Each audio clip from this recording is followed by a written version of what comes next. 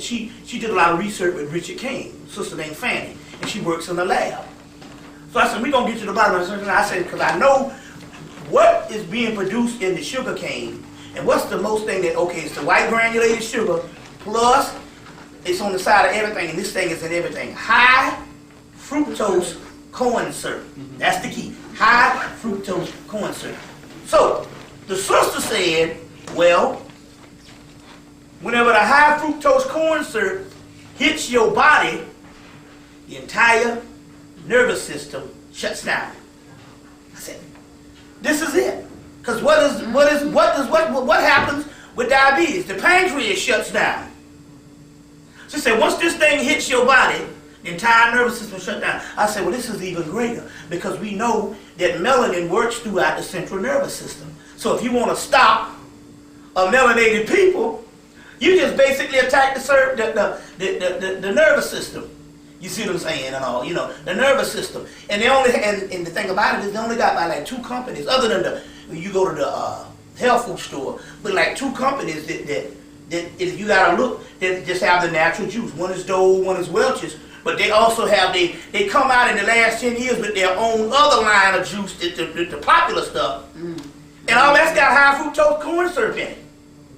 It said all sodas, it's damn near everything. And just about everything that we call sweetener is high fructose corn syrup.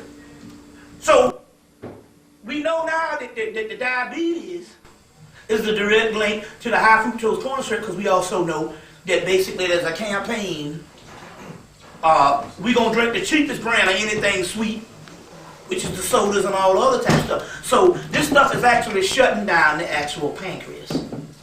You see, it's shutting down the actual pancreas and stuff like that. So we talk about, we know that the particular aspect of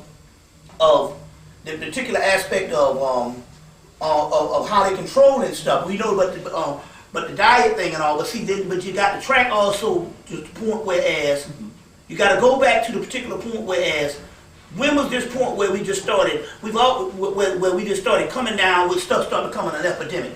Like take for instance when you go to the I remember I had an uncle named Gray Henry. He was actually the first cousin, but down south, because somebody your mama's age, that's your aunt. So, you know, we call him uncle. He was just my mama and them first cousin. So, we went up to, he was on dialysis, and I swear to you, when he was on dialysis, this was in 1970, it was almost like somebody having a club foot in the particular aspect that you didn't know 10 people on dialysis. Yes. He was like a rare specimen. Yes. You met a person on dialysis, man, every 10 years. It was something rare and stuff. And when she used to go to the dialysis thing there in the state of New York, biggest New York was in Brooklyn, it'd be 4 or 5 people. Now, the dialysis centers and stuff like that, you go there, it look like the damn football game. I mean, it'd be like 40, 50 deep in these major cities. You see what I'm saying? In these major cities. You see, and all black. Predominantly black, you see what I'm saying? So we talking about something, and we just talking about in the 1990s alone. You see what I'm saying? Something attacking, you see, something attacking the kidneys and all this kind of thing. But there's also, too, in the metaphysical aspect, they got a lot of research where they say the kidneys is some of the most important thing in the particular aspect, not just for the body function, but there's a lot of mystical stuff. But why is one of the Greek goddesses, or the great mother called her Echidna, which we'll get one of these words kidneys come from. Can you spell that for me, please? E-R-C-I-D-N-A,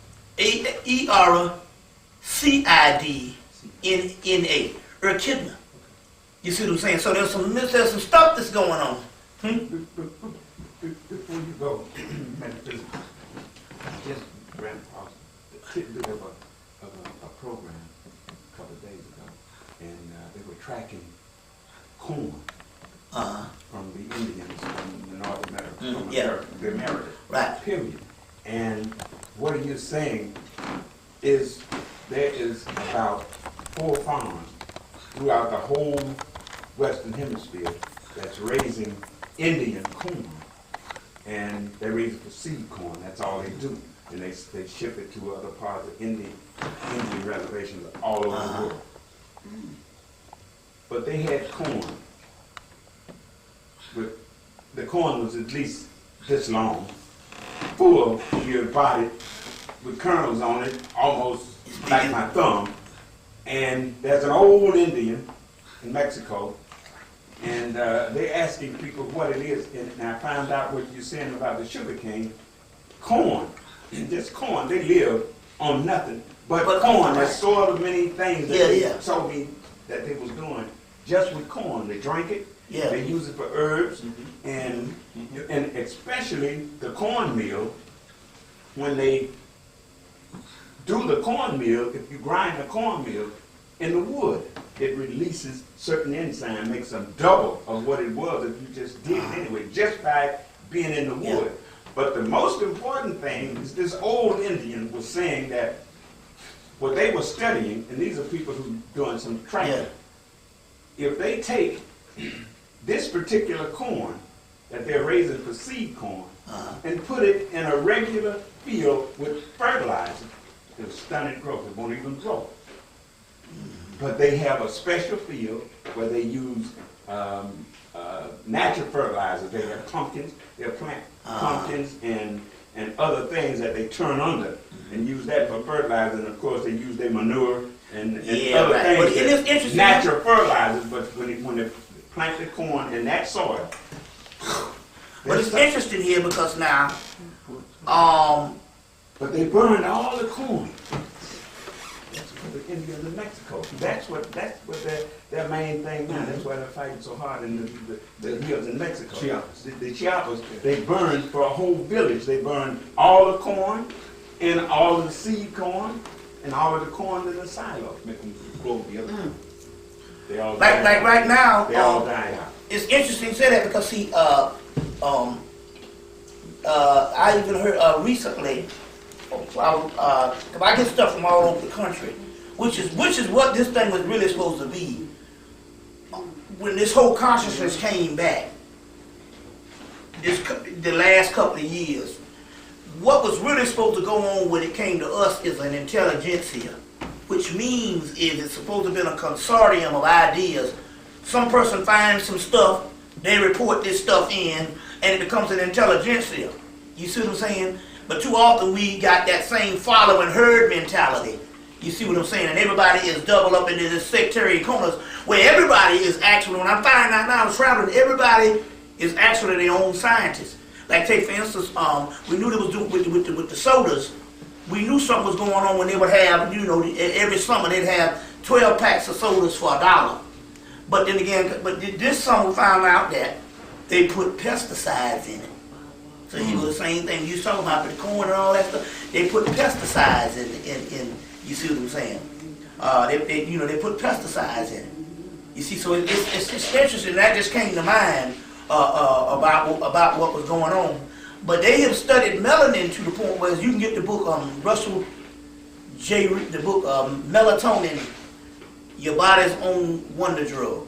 That book by Russell J. Reeder and Joe Robinson.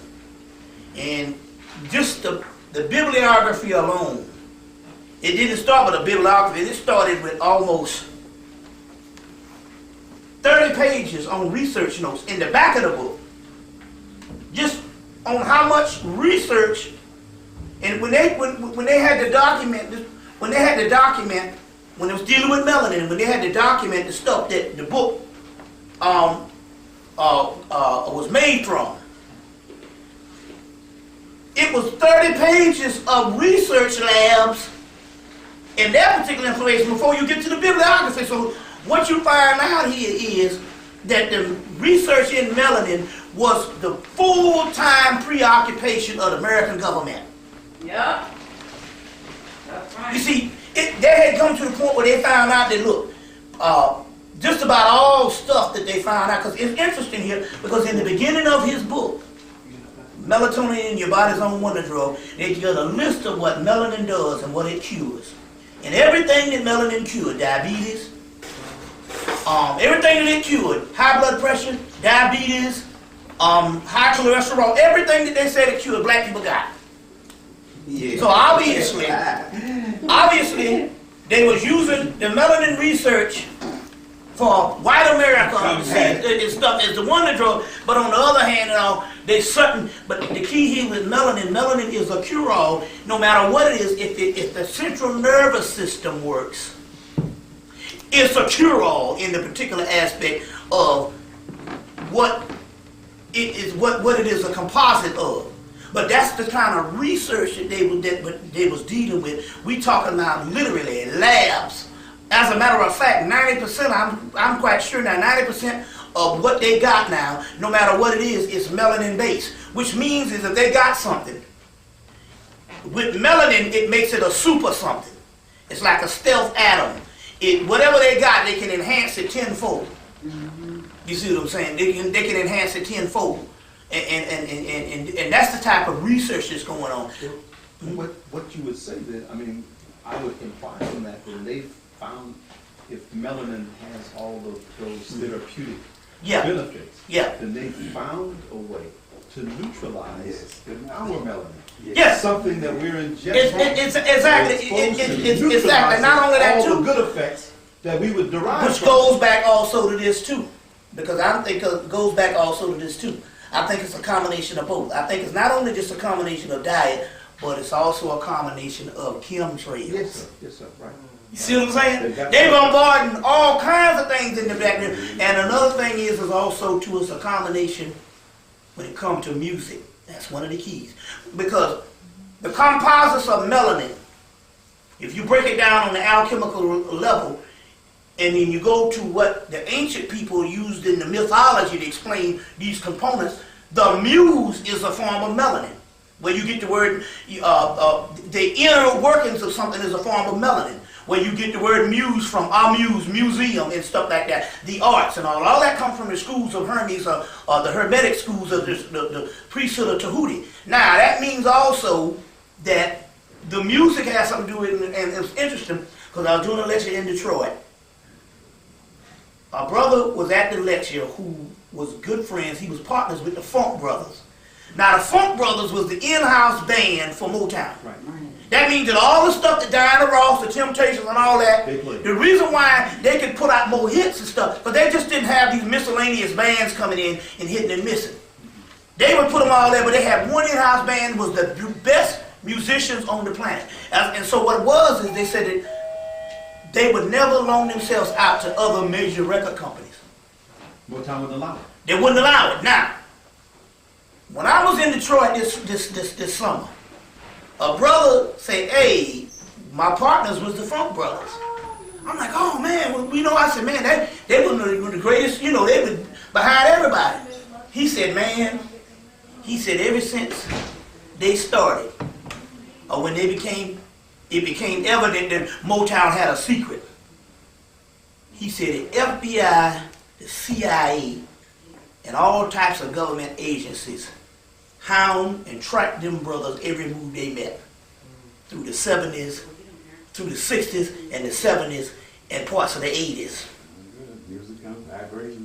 So he said that they had close surveillance on these brothers, because number one, the white boys couldn't use them. You know what I'm saying? They couldn't use them because they would not loan themselves. The Motown wouldn't, hire them out. And as a result, they tracked them guys every step of the way. And so that means, now this is another thing. Because I've been doing a whole lot of research on melanin and music the last couple of years, because that's important for the simple fact that that's all we do. Is you turn on the doggone radio, and it's like one sister say, man, I'm 50 years old. What in the hell am I doing humming this crazy shit that we have on this radio to these children? She said, wait a minute. She said, I'm thinking it's ridiculous. She said, but if I ride to work 2 or 3 days and I hear that same stuff over and over, next thing you know, I'm getting into it. So she said, am I being programmed? You see what I'm saying? Am I being programmed? I say, yeah, because your body gets a repetition, and especially what you hear early in the morning. You ever got up and heard a song early in the morning and couldn't get it out your head? All day long. It was like a demon. It followed you everywhere all day long. So that's so that's why the morning thing is very key now. But now, this is one of the deals. And what I was saying about that has a lot to do with it. The new music is all basically modified, holographic stuff, and it does not get to the muse level or the inner ear melody. I've been studying. See, it's possible to hear I sounds. heard you say that before. Can you tell me what part of the ear contains melanin? Well, yeah. See, what it is there's called a nucleus. You can get it in African Origins of African Origins of Psychiatry by what's the name talks about page 40. Richard King. Now, there's an inner ear nucleus, and the inner ear nucleus of melanin is where you get sight from. Sight is produced from sound. This is where, in the research, the nucleus, the inner ear nucleus. So, it is possible that at these particular times, you can actually hear music, but not really hear music. You know what I'm saying? Now, let me give you an example. I just got I had a Onkyo receiver or whatever I got from the 80s, and it took so long for it to blow out. I got it used in 89. It blew out in 2001. It blew out in 2001. So I had to go out and get a system and all this kind of thing here, get some stuff. So then I found out that they had done there was a whole other world out here in sound that they have done things with. And I had to go in and literally for 2 years I had to learn even more things about sound. So I got one of the top of the line things and stuff. They got these top of the line things. You have the domestic models, the Sony, all those kind of things. Then there's the stuff where it's some stuff that is professional or some stuff that is it don't even come in this country. You know what I'm saying? You can get it and stuff, but you have to go to certain stores. There's the domestic, then there's that, they call it the high-end. The high-end stuff. So I got the top of the high-end stuff. What did you get? It was, it's a carver, but but this was like $1,500 when they even stopped making the carver now. Right. Now one of the high-end is Denon has one. Right. And so I got some high-end stuff, so I'm dealing with it. And I found out one thing about all the records from Motown. When I put them on, even the stuff from the 70s and the 60s, or mainly the 70s, when some of the sound, in the 70s and 80s, where the sound got a little even better from that analog type thing. But I'm putting these things on, and I gotta turn it up. I have to turn it up. Each time I put one on, now you wouldn't be able to tell now on a CD because the CD is a hologram. So I have to turn the sound up, and I was wondering what was going on. What it was is they was on Motown so much until they might record the music, but it is getting mastered at Capitol. These white boys is the one who was the one that, they send their tapes out to be mastered. These white boys is the sound engineers, and the government tell them, turn Motown stuff down. So although you hearing it, there's certain octaves, that's what the key is, that you're not hearing. And until they found the CD technology, that's what they had to do to the Motown thing. Now take for instance, now all CDs, one white boy was telling me, he said when the CD first came out, he had a Miles Davis collection. He went and gave his records away and went and bought the Miles Davis just for space. He found it, so he went and bought a Miles Davis collection on CDs. And he said he was playing it now. He said he's been playing this thing since the 60s, so in certain sounds, if you hearing stuff over and over, when something ain't right.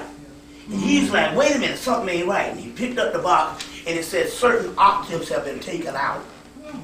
You see, so now what you got in the CD, going back to all this type of stuff, because even Jewel Pookum said that when they say they got 100 watts on the radio station, it's not 100 watts anymore. They just tell you that. They say they went in and they turned down the wattage in the mid-90s to the radio stations. And in that area, where they turned the wattage down to the radio stations, the black people started getting sick. You see. So there's a correlation with all of this type of stuff where they're messing with the sound. And so what's happening here is you got sound that is not even getting to the inner ear nucleus. You hear it, but its effect is not going to the level that it can be a medicinal aspect of healing. A medicinal aspect of healing. You see what I'm saying and all. So, no telling what the rap thing has got going on. You know what I'm saying? No telling what the yeah, it's in this book here. These are the two main melanin books. I don't know if anybody's ever been able to. Yeah, I mean, it's in here on page 40, African Origins of Biological Psychiatry. It's page 40 of one of those inner ear nucleus. And also, ear nucleus, page 34 in this particular book.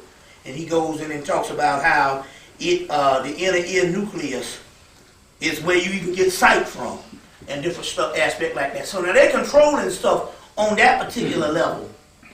They're controlling stuff on that particular level. Also this here too. If melanin is a part of the central nervous system, and we know that dance was key to ancient society, the only thing they got to do is stop you from dancing. You see what I'm saying? That's where rhythm is controlled through the. Yeah. So my point is rap music, you can't dance to it. It's not danceable. So this is the first time we produced a music that wasn't a dance music. You see what I'm saying? That wasn't a dance music. You see what I'm saying? And hear the beat. Right. Yeah. And you see what I'm saying? The beat has vibration. You see, you know, like But I mean, not to dispute that, but how would you then classify Miles Davis, Coltrane, Burns? I mean, earlier jazz, the swing. But that was very organic. But the thing about it is this here though. But my point here is this here. I'm just saying on the dance period, but that stuff had certain tones and rhythms that was in it that would produce another effect. Yes, sir. You see what I'm saying? I'm just talking about the new stuff and all. At least with the new stuff that wouldn't have the quality of the higher repertoire of music, at least was danceable. So even if you had stuff in the 70s and the 80s that wasn't the type of complex jazz that you would have in the 50s, it's still you can get up and jam to it, which made it highly effective. Because I'm gonna tell you something about most artists. If you study most artists who had great success with dance music, when they start to slip, they can make slow music all day long.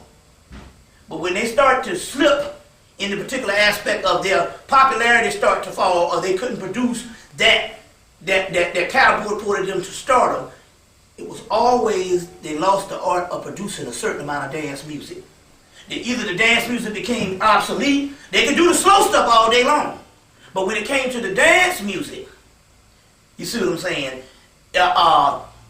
When it came to the dance music, that's when they became obsolete based on whenever their range was up. You see what I'm saying? So even that, they understood that no matter how bizarre the popular music was, if you can still dance to it, it can produce an effect that in actuality lines up with the melanin. Because what the melanin does, melanin never stops moving.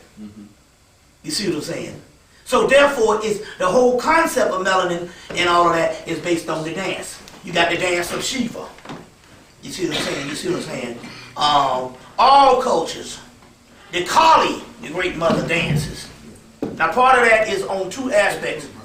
One is the dance of Shiva has something to do with sex. It's a form of dance, but on the other hand also has something to do with just actually dancing, even to the particular point, the early forms of the church for most of the 20th century, they were still dancing. You see what I'm saying? And the less sophisticated you got in the church, the more they danced. Isn't that something? That's true. How as the holiness and all in all was jumping across the seats and jumping out the window, but as they started getting under these banners of these and Europeans started governing the sanctions of what they're going to Episcopalians and the United Methodists and all this kind of thing here, and then the AMEs coming, the other Methodists and stuff, and they said, we don't do those types of things anymore. They were getting more like the papacy of Rome and stuff. and less dancing, so less African. So we talk about that old Sunday go to meeting, flipping over the bench stuff, that the holy and sanctified of Christ and the black foot of Jesus.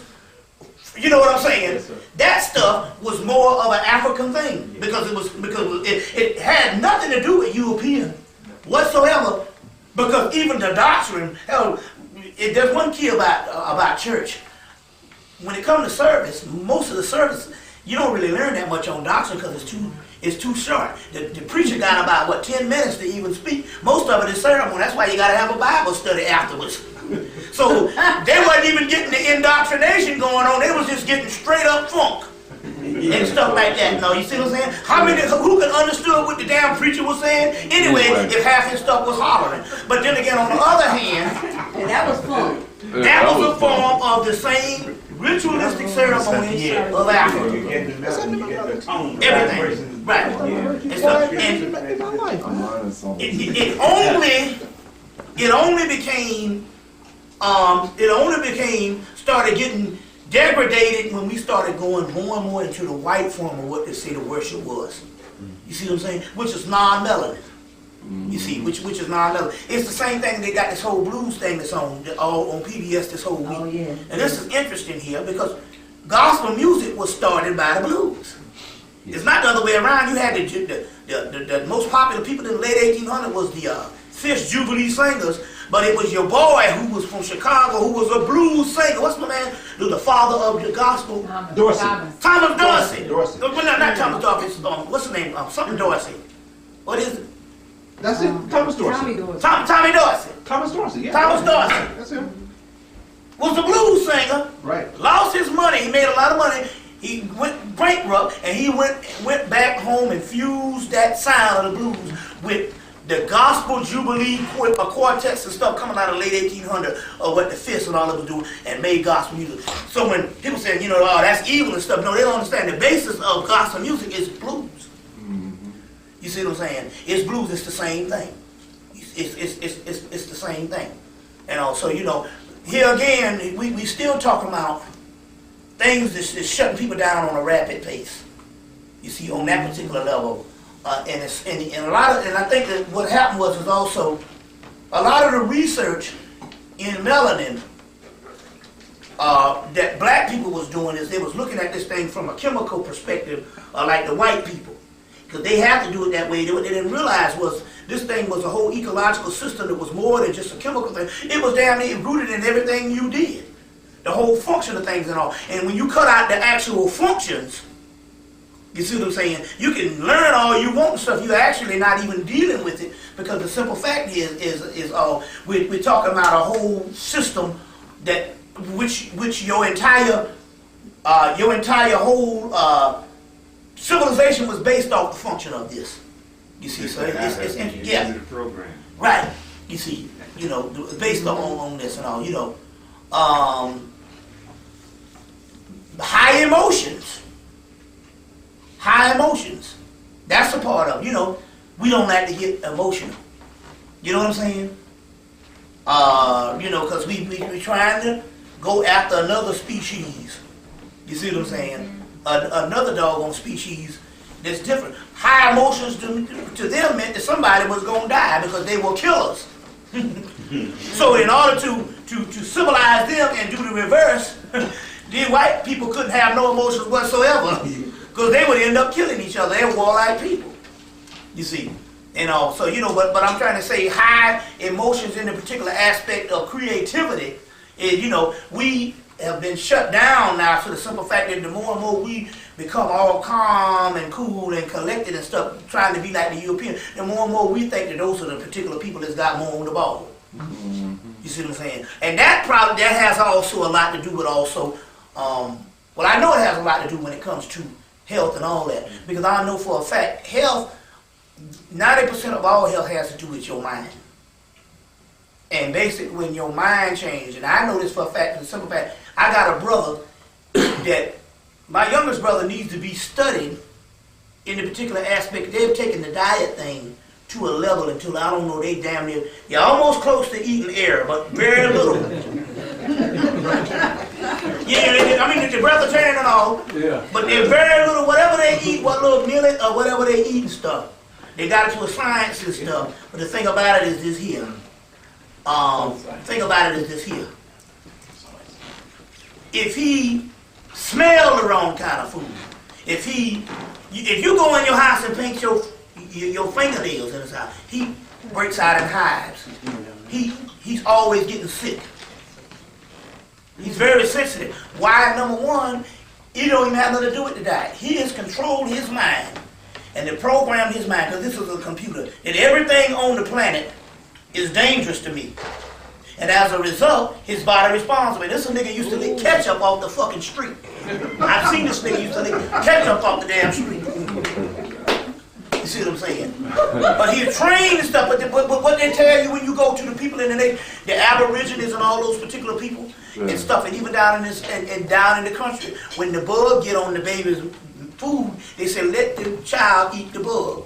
Let the child eat the gnats. Because what it is I mean, he's building up a tolerance for things, and you know, you see, and also that's how you do it. Like, take for instance. Now, I realize Muhammad said something, and I thought it was ridiculous when I heard it. He said that they didn't have a medicine until they had the pig. The pork was medicine for the Europeans. So at first I said, this is ridiculous. Well, then I said, well, first of all, 98% of their breakfast, which is the first thing they eat, the most important meal of the day, is what consists of pork. Bacon, sausage. You see what I'm saying? It consists of pork.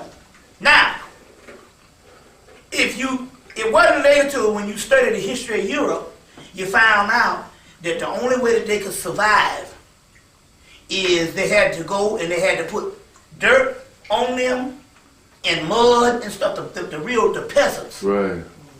Because if they didn't have that dirt and that mud and eat filth, they would die.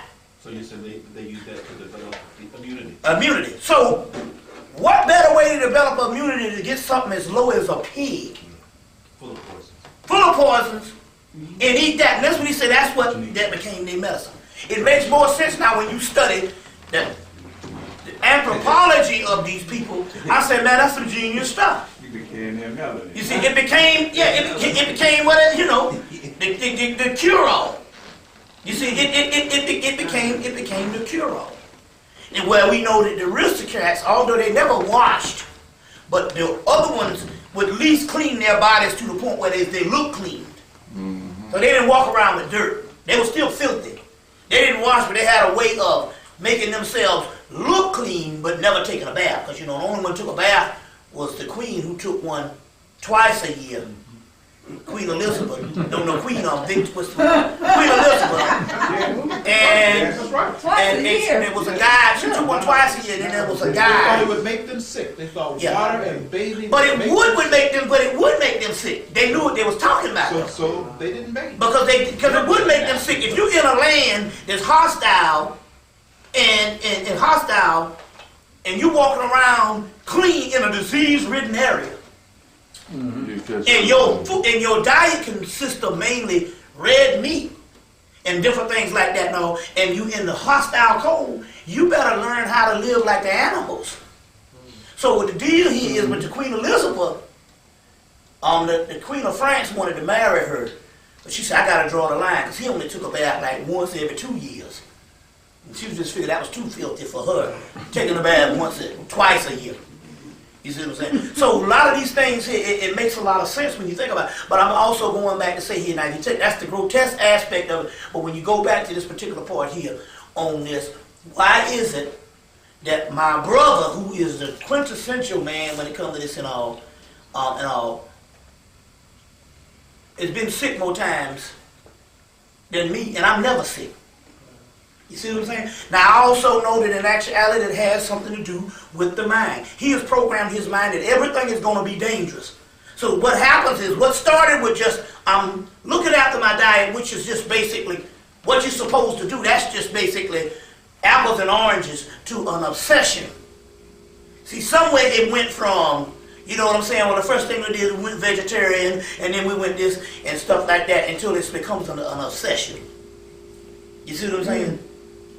And then you understand it talks about a middle pillar as a balance.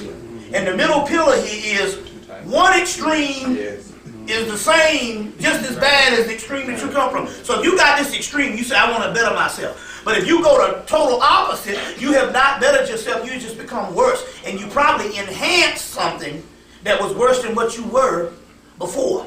Because you are consciously doing it now. Which makes it even worse. See, if you're doing something out of ignorance, every now and then something decent will pop in because it's health hazard. But if you rigid with it and all, so it's the same thing with the mind. It's the same thing with the mind. We're becoming more and more on an aspect of taking care of ourselves or doing certain things like that. But then again, on the other hand, we don't have the mind of our grandmama and them. You know what I'm saying? Whereas all of the people that's still living in the country that is over 100, they are no 100-year vegetarians almost. Majority of the people, it was the 100-year-old vegetarian. Majority of the people and stuff like this and all, like this guy that was 130 years old in 1973, smoked 5 packs of cigarettes a day. Now you couldn't smoke 5 packs of cigarettes a day, it would kill you. But then again, on the other hand, their mind was on another level. Also, they used to call us childlike people. But then again, on the other hand and stuff like that, what children, you know, very few children are sick. For most of it, they start getting sick later on after they become grown. So what that means here is they don't think of the things, the negative things that you think of that would make you sick. The stress. That's the key, the stress level. You see what I'm saying? So, you know, it's the same thing why they say, well, why is it we can have a bum out here living on the street for 10 years and you living in your house and you about to die? First of all, he's free. He's not, the only free people in the planet is the bum. You see what I'm saying? You see, the only free people is the bum. I try to come a little close to that and stuff. With me, I try to come a little close like that. I'm a 21st century aesthetic, which means I got a house with hardwood floors and stuff like that. Now, you see what I'm saying? But you know, I don't have any bills and stuff like, you know, no credit and no bank account and no automobile and stuff. So that's my version of the person in India that walks around with the stick when he, you know, and he gives up everything at a thing. He becomes his holy pilgrimage. My asceticism is I try to get past every day with trying to do as least as I can do. Which means is if I can find, like sometimes I get up and I turn on the music and I blast it and I hit my elixir at just about 10 o'clock and I'll get a little buzz and then I go to bed and sleep till 5 o'clock.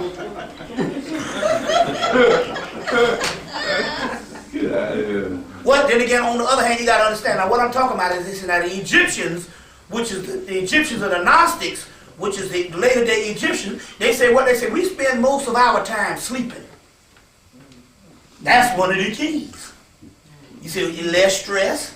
And you got to understand right now, for people that work, what is the most precious commodity? Not food, not none of that. Sleep. That's the only thing that you are deprived of. Hell, you even get off for lunch to go get something to eat. But let me ask you though, I mean, but don't you think that in that regards, in terms of the people of Hemmitt when they were sleeping, that they were actually living in their dreams, so they weren't just a sleep like now we're not sleep, but it is. But then again, but then again, when you dream, you are actually experiencing the dream world anyway. A reality, but I mean, yeah. I'm saying, but the higher metaphysicians can actually yes, you can go. You can go to all that, but my point here is, even if you don't have the science of going and experiencing the dreams on that level, certain amount of sleep, you're in the dream realm anyway. You see what I'm saying? You're in the dream realm anyway. So they say, well, most of the ancient culture, not unless they had some type of ceremony that they was going to deal with, especially in North America, they went to sleep when the sun went down. You see what I'm saying? And stuff. They went to sleep when the sun went down. Sun went down. And all. So it was interesting because every night and something will happen. They had this girl, she's a Hispanic girl. She's in the new Denzel movie. She played his wife, and she also played in the movie with him when he did Training Day. She was the girl that he had the little. Okay. She's been on a lot of movies since then. She was in the Fast and the Furious, and she's been on a lot of movies recently. And so when she came on the night show and all, they was like, well, you know, what's her name trying to throw her a curveball question, like they try to do Jay Leno. Well, what do you do every day? Something, you know. She said, what do you do? He was trying to say, what's one of your hobbies? What do you do? And he was thinking she was gonna say like shopping or something. She said, one of my hobbies, one of my best pastimes. She said, sleeping. You see, on that, you know, so you know, on that particular level. That's when the body repairs itself. Yeah. And well, my point here is if you get shot or you get wounded, some of these people might sleep for a month. The doctor didn't do nothing. You slept for a month and you repaired yourself, you don't thank the doctor. Only thing they do is hook up some monitors and some stuff, some glucose, and make sure you don't dehydrate or starve to death. You know what I'm saying? Why are you healing yourself? You see, why are you healing yourself? You see, so we still talking about the concept here is a lot of the things here that we're dealing with just basically the mind. You know, basically the mind. You know what I'm saying? Like take for instance, okay, I'm look like I ain't healthy with what you call it and all. Well, why is it that I scrape my arm to the white meat, cut my arm to the white meat, getting out somebody's car and his antenna on the back of the car was broken. It was jagged, and I walked past it and it scraped my arm to the white meat. I put some gauze on it. Next Monday, the next Sunday, a week later, it's completely healed. You see what I'm saying? Or when some hot grease popped on this hand, hot grease covered this whole hand, and nothing happened to it. It never swelled up or anything. That's because I went to a certain level, you see what I'm saying, where everything is self-healing. And I know it sometimes because I wake up and I got this burning sensation. And I'm like, man, I must have hurt myself. You know how sometimes you hurt yourself and you don't know it? Well, what it is the Kundalini energy. You can get to a certain level of spirit until it heals. It's like they show. It's all in a lot of it is documented in the autobiography of the yogi, that book. In there with the guy, they give this guy some poison. And he drank to get a master the poison, and the master drank the poison, and the other guy gets sick. Or they had the guy, he was 300 pounds and 300 years old. And he used to sleep under the ocean. And when he come out from under the ocean, he'd walk around the town naked, and they would lock him up. You know, they would lock him up and put him in jail. And then people would run and say, there's a big fat naked man meditating on top of your jailhouse. He could literally... What you say about this burner? Excuse me. Yeah. Is that, what do you mean? What do you, exactly? You ever took any niacin? No. Yeah. Alcohol or something, what will give you a burning sensation when you get real hot, like it's a burning sensation? You ever had something? Horseradish root. Or something that's a hot burning a sensation and stuff. Or either alcohol. It's like it's a burning type sensation. It's like your leg is on fire, but it's under the skin. Okay, like, all right, if you feel like what, heat around your face or... Yeah, that would be a part of the Kundalini energy, all that too. So I wake up in the middle of the night and I'm burning. I say, oh, something is healing. Because you know, for the last 2 days, all right, you know, I've started working again, and you know, when I get in from work, you know, I take a bath and infection salt and everything, and my face is like really hot. So you know, I'm trying to figure out where this is coming from. You know, is it like what, a hot flash or? What's going on with this? That's some form of Kundalini energy, is what that is. Back at work, what kind of, are you exposed to any particular thing when you're at work? No. I mean, just construction, inside construction. See, I'm gonna be honest with you. Now, I will say this much here. Got into your skin and doing that. Well, see, I'm gonna tell you. I will say this much here. I do know this for a fact. That if you are conscious right now, and there's very few of us conscious, it's like you can go up to a person, and this person can be a PhD, and you can give them this particular information, and it's almost like they won't even be receptive to it. And the difference is between somebody being awake and somebody being asleep. The ancient masters, and these was white boys in this particular, I ain't saying ancient masters, these was white boys in the early 20th century, Gurdjieff, Krishnamurti, and all these particular ones, and they used to say, now they had knowledge, and they say, man, I would be glad today when I finally wake up out of my dreams. The difference between you and the other people who don't get this and refuse this is literally, you got some people that's walking around sleep, literally sleep, and functioning on a certain realm, and the ones that's awake. So that means is this: if you are conscious right now, you've probably gone through a series of transformation and deaths, and you don't know it. Now let me give you an example. I got a friend, he's 62. Last winter of 2000, he partying, drinking and stuff. Go outside, walk out in the street, get run over by a damn car. Car hit his ass. Stop. He crawls from up under the back of the car. The car ran over this nigga. So much, you know, when a car hits you, most people when a car hits you, you might bounce off or something, or it might be going, but this car was going so fast, this shit hit this nigga and this ran over him. He climbed from up under the license plate in the back, the exhaust pipe. Got up, walked 5 blocks to his sister's house. No. Sister said, you drunk as hell. He get in the car, she take him back. I gotta go back to the damn party. He go back to the party. Now all these people conscious now at the party. He go back to the party. There's a big crowd in the street looking for the man that this person here. And he's standing around in there looking for the man. And somebody holler out, this the nigga right here, because he got tire tracks all over him. I said, well, Cece, was you hurt? He said, I had a little scratch on my face. He said, well, that healed up the next morning. 62 years old, ran over. Hell, the door hit you the wrong way, and you got dead. So that meant that he'd gone to a level of spirituality, that he had died on the physical and crossed into another realm. So I know what's happening when I get hurt, and then it heals up the next day or the next week or whatever type thing here.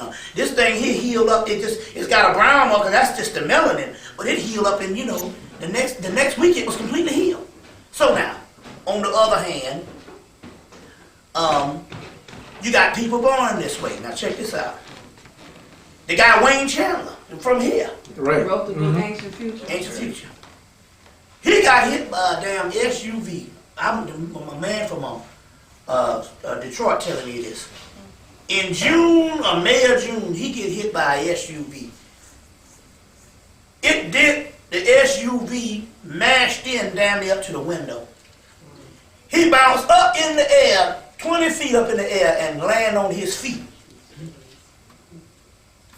Land on his feet. I ain't seen it. Land on his feet. They go to, a month later, he go to, nothing wrong with him now. Got hit by an SUV. A month later, he go to the doctor, and the guy said, man, you got to exercise this because the impact of the car and everything, your energy went right there. Now, I'm telling this brother name, remarkable brother. I'm telling this brother, so I'm saying the brother got hit by an SUV, bounced 20 feet up in the air, didn't land on his damn feet. You see what I'm saying?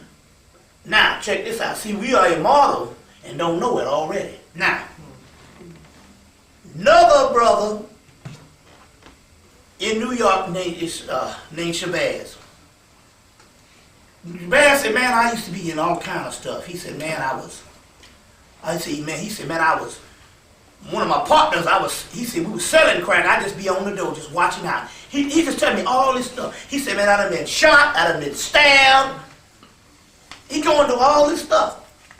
He said, man, some guys got on the elevator, some Jamaicans got on the elevator with 4 Jamaicans with hammers, and they beat me in my head. He said, he said, I couldn't even feel it. I just heard my skull going like that. Then he said, then one time, I'm on the 5th floor of this building. They gonna kill me. They gonna throw me out the window. He said, the only reason why I went out the window, he said, because they gave me a beating to the inch of my life in there just to get me to the window. And then they threw him out the window. 5 stories. He falls 5 stories and hit a pile of brick and bounce. Then everybody in the project scared because that same night, this nigga out on the damn corner with a rag around his damn head, walking around. Then he said, one time I'm walking across the street, he said, and I was telling about Wayne Chandler, he said, that happened to me in Harlem. He said, I got hit by a car, went 20 feet in the air. He said, I landed on my knees and got up, and the people was like, you all right? But he said, now the whole thing, now this brother, he sells tapes, conscious tapes, in downtown Brooklyn, brother named Shabazz. And I told him, I said, you are a spirit being, and they preserve you to do what you're doing right now. And he brings me up to do lectures. And he said the whole time I was doing, he said all that time when they threw me out that window, he said the whole time when I got shot, I got stabbed, I got hit by the car and stuff like that, he said I was always drunk. Then you know that legend of the Kung Fu drunken master and stuff like that, he was always in another state. He said I stayed drunk. He said I was always drunk. He said so when they threw me out that window, I was high as hell. So my point here is this here. The point about that is, I know now that certain people have gone to a certain level. And more than likely, if you've been conscious or you're conscious now, you're not conscious now because you just made it. You think that you studied something and you just like this African stuff. No, it's more than that. You're conscious now because you were born to be at this particular time right now and then nothing can destroy you. You just don't know it yet. Once you start realizing that you're invincible, then you're invincible like me. I would be on the phone and I'd tell a damn lie, and the next day the lie came. This shit scared the hell out of me. Next day the lie come true. And this thing started happening on a regular day. I said, damn, I gotta quit telling these lies because the lie comes true the next day. But I was creating that reality. You see, I was creating that reality. Now I got this new thing. And I ought to do it more often and stuff, and I think the Spirit must be telling me to do it more often. And stuff, but y'all see, you know, niggas, we still got that paranoia. When the last dollar is spent, more money starts to come. It's amazing. Now you might hang on to that last dollar. You know, when you start getting down to them 20s. Them 20s is like ones now. Yeah. You break them, they gone. Magic. It's like magic. So you get $100, you might well say, I'm broke. Lord, I'm broke. Because you know once you break it and you get into them 20s, it's new dealing. And in one trip to the supermarket, eat that shit up. But so I budget and I hang on to that last dollar, and then I don't know why I'm doing it, because see, that's that same habit. You know, niggas is scared of poverty. Hang on to that last dollar, but every time I get rid of the last dollar, it might be a day in between, all this money come. You see what I'm saying? Or something like that, you know.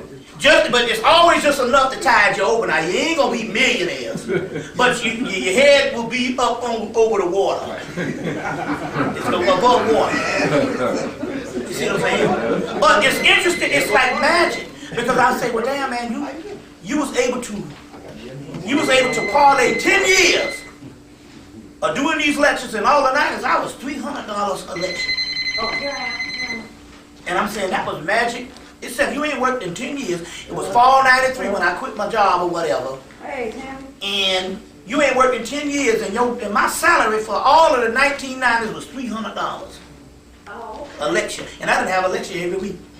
I mean, that might, you know, I'm just saying, it's just amazing how it was magic on things like that. But the problem here is you got to, you know, you have to start using the mind. You know, you have to start using the mind. Well, you know, and it's all there, but it's just we're still trained on a certain level. And not only that, we got to start weeding out the aspect of what is human. So we be talking about we want to be the gods. But then again, on the other hand, all our thought and everything we know is human, and the gods are not human.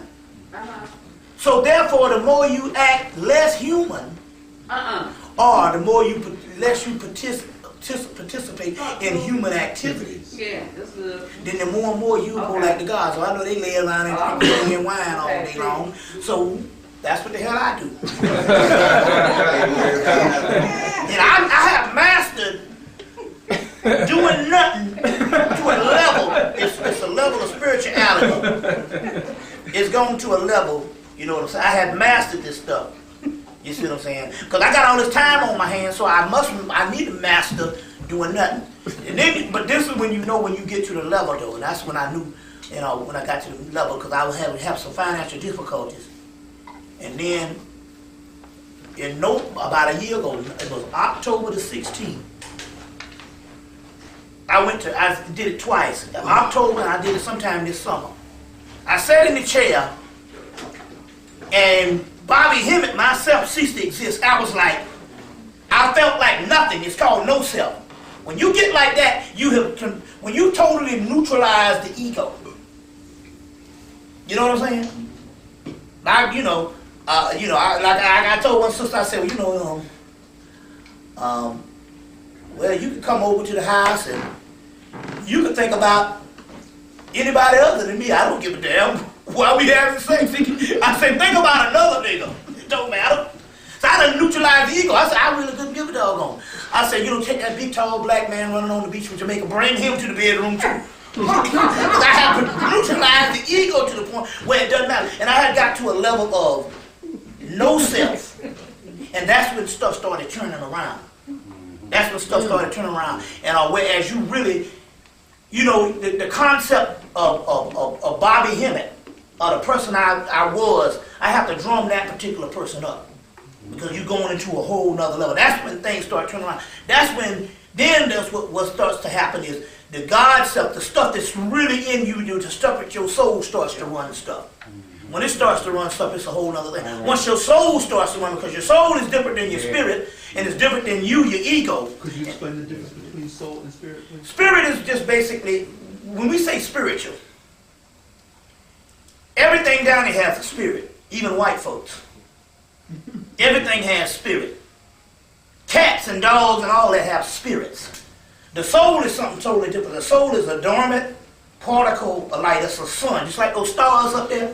That's what it is. It's a dormant, invisible particle of light, which is your true self. The rest of the stuff is your spirit. And you got to burn into the spirit and go through the spirit realm to get to the soul realm. You see? So you got your car and you got your body. The body is the soul. The car is all the other stuff and stuff like that. So basically, even when we function, we are mostly functioning on the spirit level.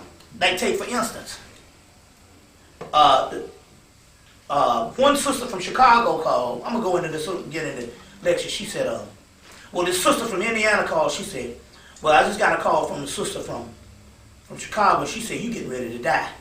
So the first thing in my mind, I start getting happy. I'm like, well, shit. Hey, you getting ready to die, because I know it's something spiritual. So, I called her sister Olivia, who went upstairs. She lives in Kansas. I said, because both been going to Kansas to do a 9/11 lecture. So I said, well, what's going to happen? She said, I'm getting the incarnation. So, when they got to Kansas, I started sleeping, and I had remembered that the room, she runs a daycare center, the room I was sleeping in a year ago, it had all these cribs in it. So she said, I said, damn, this is the crib where she had all these infants. But she has less amount of infants now, so she turned it into a bedroom. So I'm sleeping up in there and I couldn't stop sleeping. And so she started trying to get the information, and whatever this entity, the soul entity, was incarnating in me, and it was just like an infant. It had to sleep just like a baby, so I slept for almost a week. The key here is, I get up and do things in the daytime, but when I sleep, it was like a deep sleep. And then I realized what was going on. My stomach got round in 2001, and that's in the what's called the Buddha pregnancy. And I thought that when it did it and all, I thought that the entity matured a couple of months after, because it was the same like a pregnancy. It was a baby kicking in the side. It had movement and all that, but it was only a few days. So I figured that, when it was January of 2001, I figured by February it had subsided into this adult or whatever. I didn't realize that all the other stuff that came after February and stuff was this infant for the last 2 years. It was still this fetus. And all the stuff that went down, the baby of the egg, is called Harpocross. It was this fetus. When I went to Kansas on 9/11 this year, what I was actually doing is the baby was just being born. I'm like, oh, you mean to tell me since January 2001, this baby is just being born. So what happens is this. It's real simple. Just like you have a birth, and you in the mother's womb or whatever, and whatever the process the fetus goes through or whatever, your soul, once it wakes up, it goes through the same process. It goes through the same process. So there's I've been born again thing and all. There was a whole nother concept of that. So I know also what is also happening with the brothers that's getting hit by the cars and all that type of thing. You see what I'm saying? The soul is running the body, other than the spirit, and then other than the ego. So you have the most rigid is the ego runs the body. That means that you just think that this is you. Then there's the people that's spiritual, and the spirit runs the body. Well, that's a good concept. Then there's a level where the soul runs the body. That's a whole nother super being. That's a whole nother super being. Once that starts to run the body, that means that basically pretty much whatever you do in your mind is basically what starts to happen. So whatever you do, whatever you think of starts to manifest. Like the indwelling, the Yeah. soul is like the end. You don't have to stand up. You just you don't have nothing to do with it. You walk and you exactly. Yeah, that's exactly. soul, and the spirit is the outer part. Exactly. Glad you asked that. On that particular level and stuff. So you got your spirit and you got the soul. The soul is totally different. As a matter of fact, the soul is so remote in most humans, especially with the white man. So the white man is convinced that there is no soul. You see, there is no soul. As far as he's concerned, it ain't. He's spirit. But not everything has a soul. Because in order for everything to have a soul, that means because there was only a certain amount of souls that came from one realm to another realm, even in all of your fall stories. So where did all these other souls come from when there was only original ones that transferred? It wasn't billions. They came down here, we didn't have billions of population. So obviously we're talking about spirits. But souls, that's a whole other thing. And number one, it has something to do with the original lineage, the original people. You see what I'm saying also too. It has something to do with that also. That's on that particular level, there's all a philosophy about it, but the white boy can't track that one bit. In his science like that and all. He can't track that one bit because it's so rare. Now we got it. You see what I'm saying? But and it's in the philosophy and all. But even in getting to that level, you see what I'm saying? Very few people get to that particular level in world history. Now the thing about the black people in the conscious right now, we're on the doggone threshold of it because the simple fact it was prophesied that there would be these group of people that would come back in the last days, and those would be the ones that would establish Mayat and all that. So therefore, right now, and there's books out there saying you're more advanced than what you think you are. You see. So when you begin to become conscious, all right, I mean, it also happens with, the healing of the body and what you start to think. Because, I'm driving over here. I was thinking, about this, that, and the other. And then I thought about death. And then it was like, not physical death. Then I thought about, like when the vampires come. Yeah, right. You come, the old self is dying. Yeah. And the new self comes out. So thought along with what? As well as another thing also, too. Because there's one I got to add up in there because I know this is quintessential. stop fearing physical death. Fall in love with death. Let me explain something. I'm going to go into this in the lecture too. I got these, the Spirit has always blessed me for the last 10 years. They give me these psychics, and they all got different levels. Most of the psychics you get, most regular psychics, those are mundane psychics. They the ones that can get everything that's going on in your house with your husband and everything else. They can get all that. Then you got the kind of psychics that's on different levels. Then you got the ones on different levels, whereas they can get everything that's going on in certain realms. But it's hard for them to get the stuff that's not normal, the regular mundane stuff like that. So I done got psychics that got so that went from cosmic ladder to each one, they get better and better and better. To the ones I got now are really, they so good until they even correspond with each other as far as bouncing off and stuff. One will get it on the West Coast, the other one will get the same thing. But this one that I met this one in July, because she's very young, she's 29 years old. She came to my lecture on her birthday from California. The next week, she called me from the Mexican pyramids. And I was like, man, you in the Mexican pyramids. I said, you need to do a ritual. So she did this ritual and she opened up. So now, she's on the realm. She was on the realm where we was just calling out all these dead people. You know. So we basically call on all the stars and stuff that died and all, to find out whether they either killed or whether they died and stuff. So we call it Barry White. Barry White was like, no, I just was ready to go. And stuff like that. And he said, he said, Luther want to go too. He said, but they got so many people with the prayer vision was pulling him down until he's still trapped. And so that's how good she is. We're pulling out all of what you call them. But it's interesting. Not one of them want to come back to this damn earth.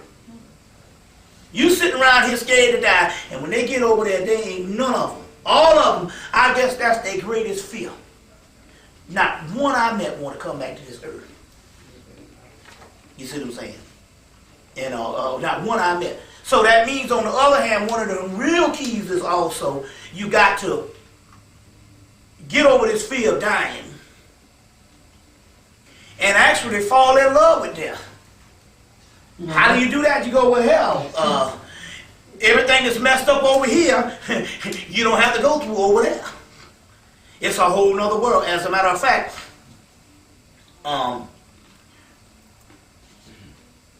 when we was contacting them in 2001, it was like a turmoil. It was fighting some war or something. Now, most of them are in a state of bliss and celebration. They either be partying, they be resting, they be doing something that should be on a whole nother level. So what I'm trying to say here is that world is now becoming the premier world. In this world, he is petering out. So on one aspect, it's a concept that you got to do. On one hand, you deal with your everyday function, but you got to give up. If at least not physically, you got to give up in your mind. You know what I'm saying? If you don't give up physically, because you don't want to just lay on the damn street out there and all, But I'm saying you got to function. But then again, on the other hand, your mind has to, you know what I'm saying? So on one hand and all, you also, things that is so important to you, you got to give up as far as the things that irk you or the things you see or whatever the deal here is.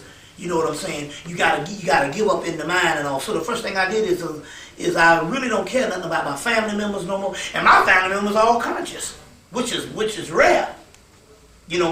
I got two brothers, one a year older than me and one a year younger than me, and they're conscious in their own thing, which is rare. You be the one, most people be the one person in the family. Mm-hmm. But the point I'm trying to make here is, you the things that drive us every day, you got to start deleting that stuff. Well, it came to me like that was death. I mean, I had the same thought in my mind, and the only thing I could come up with is that death is life. There you go. The way I see it is that it's impossible for you to die unless you live. You must live So Right. death is like, That's right. like putting out the things, the physical things. That's That's right. because if you want to die, if you don't want to die, then you have to stop living. Yeah. So life is the material thing. Yeah. So you stop that and you're dead. So death is the ultimate. There you go. It's the coming crown to that. jewel. The only way to get there. It's the crown jewel, and the only reason why you even, especially people who die, the only reason why they would even have some concern is the people over here grieving so much until it's tying them emotionally to this realm.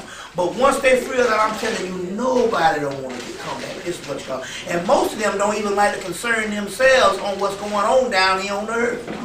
So what is your incarnation objective? I mean, what it sounds like, you won't find that out until you. Well, let's do it this way here, because you got to do two things, because there's over thousands of years and thousands of philosophy, but you got to go back to the source.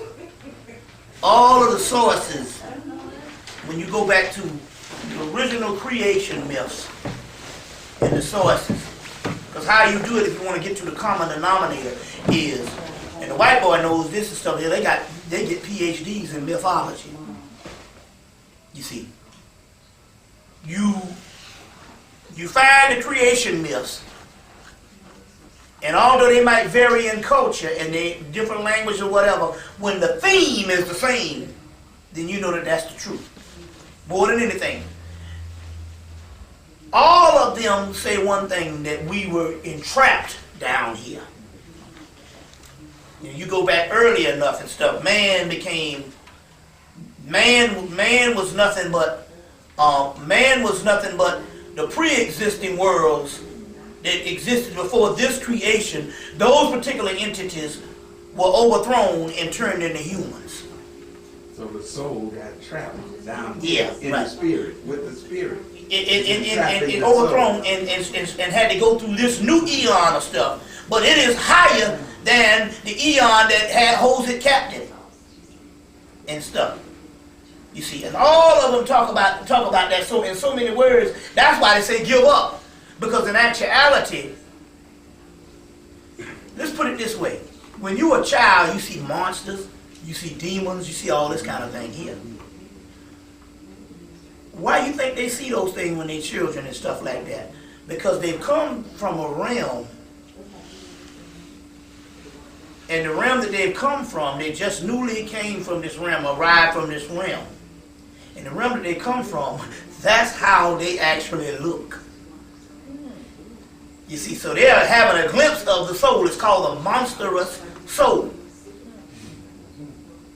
So they're newly born, so they're remembering their stuff before they got more encased in this body and stuff like that and all, and before the surrounding, our terrain gets hold of us, and we end up accepting ourselves, and the ego is formed in puberty, and where you accept yourself as Bobby Hemmitt, PhD or whatever. You see, bus driver or whatever the deal is. So I accept and understand what you're talking about in terms of leaving this, leaving this incarnation, Yeah. and it's ascending to a higher, more pleasant, blissful realm. Yeah. How do you correlate that with the prohibition that all cultures have of taking one's own life? If the next realm is...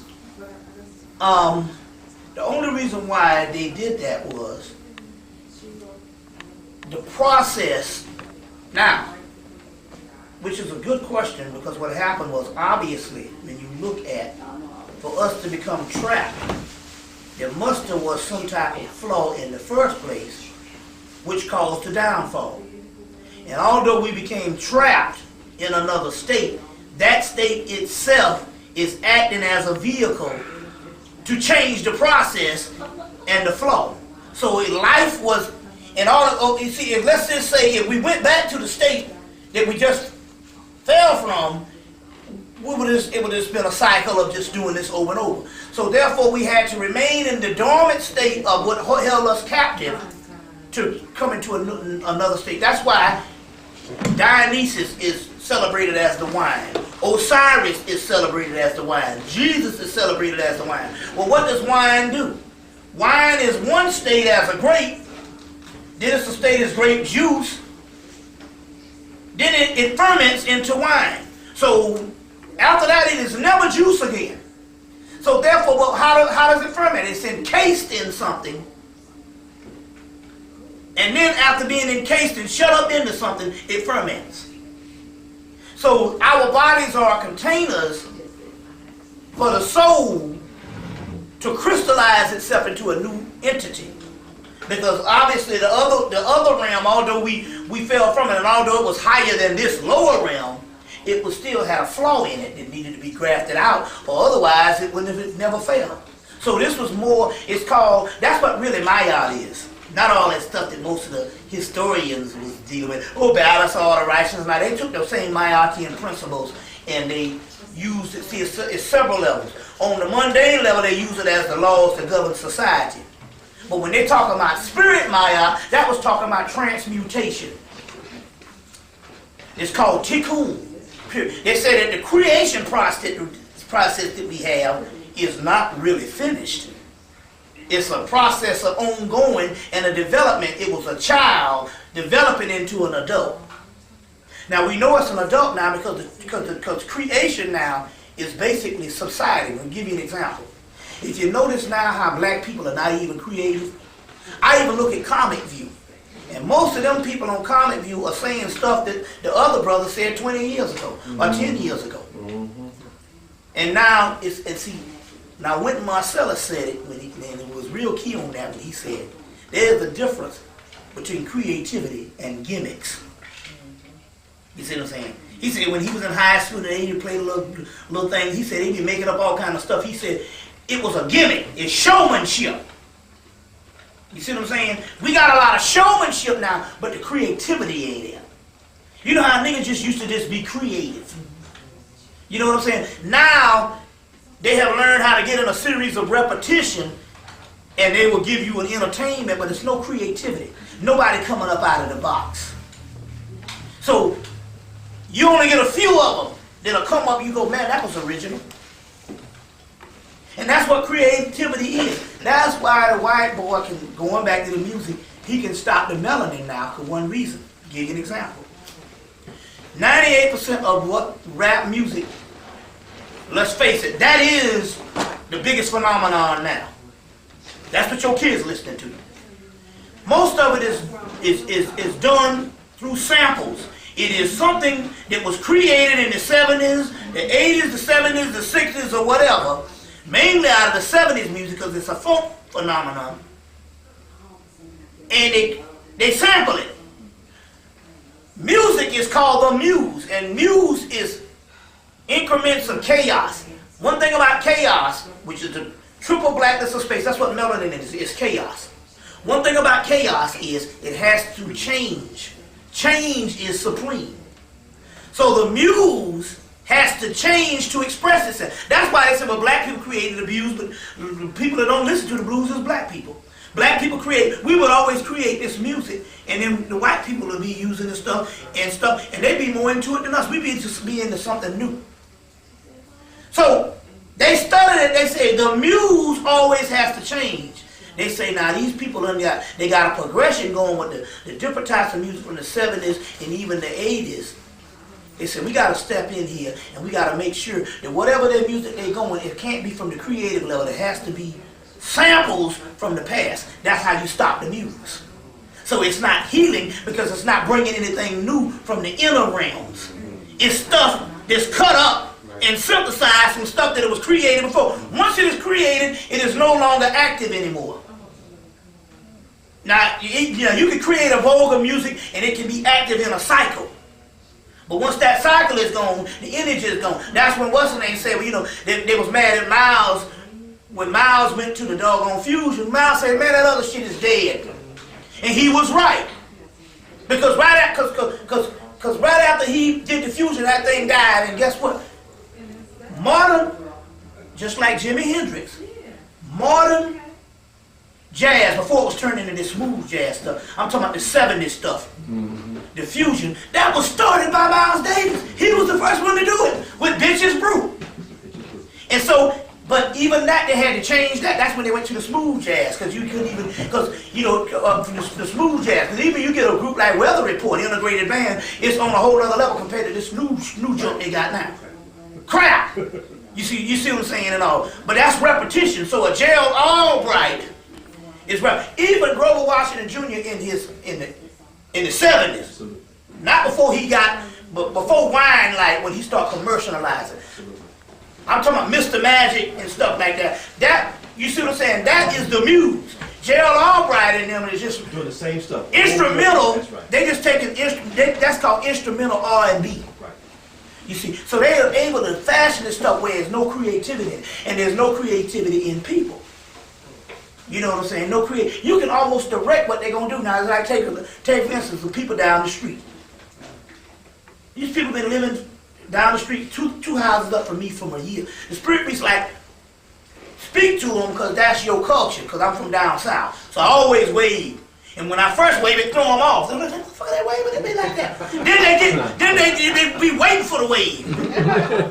Because because even though this is Atlanta, it's still a big city now, and they don't wave. So I wave at everybody, they be like, they're shocked at first. The hell am I, that nigga crazy or something? Then they realize, then they be like, hey, so I would wave to all of them. But not this, but last Saturday, the people three doors down had a little yard sale. So they had a phone, a cordless phone. She said $5. I bought it, and then they said I got this brand new sewing machine. The case cracked, but I want $20 for it. So I went home and called his sister because she got her 2 children and starting sewing classes and 2 teenagers and stuff. So she said, yeah, get it. And so she said, so they won't wear out mine, they'll have 2. So I got that. And we had a correspondent, we start corresponding. I already know that the spirit done told me that these people are different now than what it was. And you can't, and I'm being social, so here it comes. She just talked to me for the first time on Saturday, we had a conversation. On Monday, she coming down, want to borrow $5. Now, first of all, that might not seem like much, but I'm looking at this thing here because it really wasn't nothing. I said I had 4 ones in my pocket. I gave her the 4 ones. She said I'll give it back to you tomorrow morning. But I'm looking at this saying, there's something different in a person. You don't go and, you just meet this person on Saturday. How you gonna borrow money? How you gonna go and borrow? You got $5? Yeah, right. So it wasn't the money, it was the thing. I'm looking at this type thing saying, Yeah. you got to get to know me a little better. Right. You know what I'm saying? Right. And so it was the principle, and I'm saying, there's something that's changed in the dead people, what we call.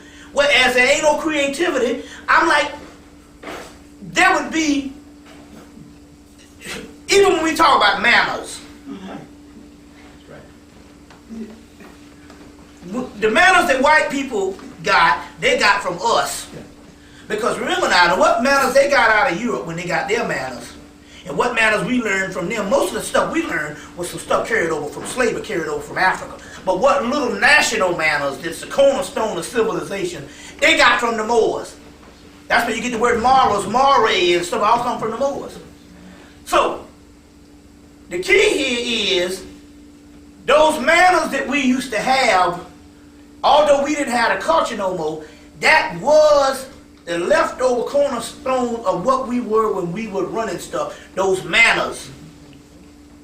You see what I'm saying? So, you got children now that have no, I'm walking down the street the other day and it was two little children like this that looked like they were 3 or 4. And there was one little boy that was like 6. And the 2 little kids was coming and they all passed by me, and the one 6-year-old told them to say excuse me, and I like to die. I said, man, that's some stuff in my era. When you see a grown person, you say excuse passing. Anytime you come in front and all they say, and children, they say excuse me. This little boy was 6 years old. Now somebody taught to teach him that, and he was teaching these 2 little kids. But most of them don't even, the manners thing, they don't even have manners no more, period. That's all gone. So therefore, when we talk about some stuff where people turning savage, the cohesiveness of this stuff that was in Africa, we didn't have much, but we did have the mannerable part. That's all go out. So therefore, you You know what I'm saying? And all that type of stuff is what made us creative people.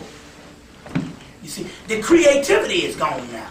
So on one hand, that also means that although the creativity is gone, it also means that in actuality that it's not needed now because we're at the right time to go to another stage, and this thing is totally deteriorating and stuff like it's totally deteriorated. You see, so on one hand, it's a couple of things that's actually going on. You see what I'm saying? Like these people in their 40s. So I'm looking at this thing here saying that this has got to be the people that came and borrowed the $5. You know what I'm saying? And I gave them the $5 and stuff, and I wasn't tripping on the money because I don't trip on the money. The Spirit made me stop and say, oh, these people only spoke to you for the first time Saturday. You know what I'm saying? There's a certain protocol. It's a certain protocol. You don't come and borrow no money from down the street from a people that you just meet. The nigga used to say, you know, you don't know me well enough to do that. You don't know me well enough. That's what we used to say. Exactly. You don't know me well enough to do this. Well, it was the same thing. I'm thinking like, you don't know me well enough to borrow no damn $5. But it's like, was no shame. It was almost like it's some type of animal type thing, man. It's survival of the fittest. It's the, see, if you take, you see these futuristic movies where people fighting for gas and fighting for food, and you got to hold on to all your stuff, and they got these zombie-like people and stuff. The civilization is going, and that's what's happening right now. It's just on another level, and we ain't figured it out yet. You see what I'm saying? Why is it that every single person is out for self? It's the loss of civilization. Yeah. The art of being civil. But everybody is out for self. You know what I'm saying? By and large, all of the teens and all of the teens and up to the 40s, cities, people are 40 and you can put it up to them. Yeah. But they lost it. Yeah. But there's hope because here comes a 6-year-old and he's bringing it back. Well, yeah, well, it's not totally lost, I'd say, because it's shifting it in. Well, let's put it this way here, but what it's also saying here is that was just something to remind me of the past, but on the other hand also too, that most of the ancient texts talk about a mass deterioration.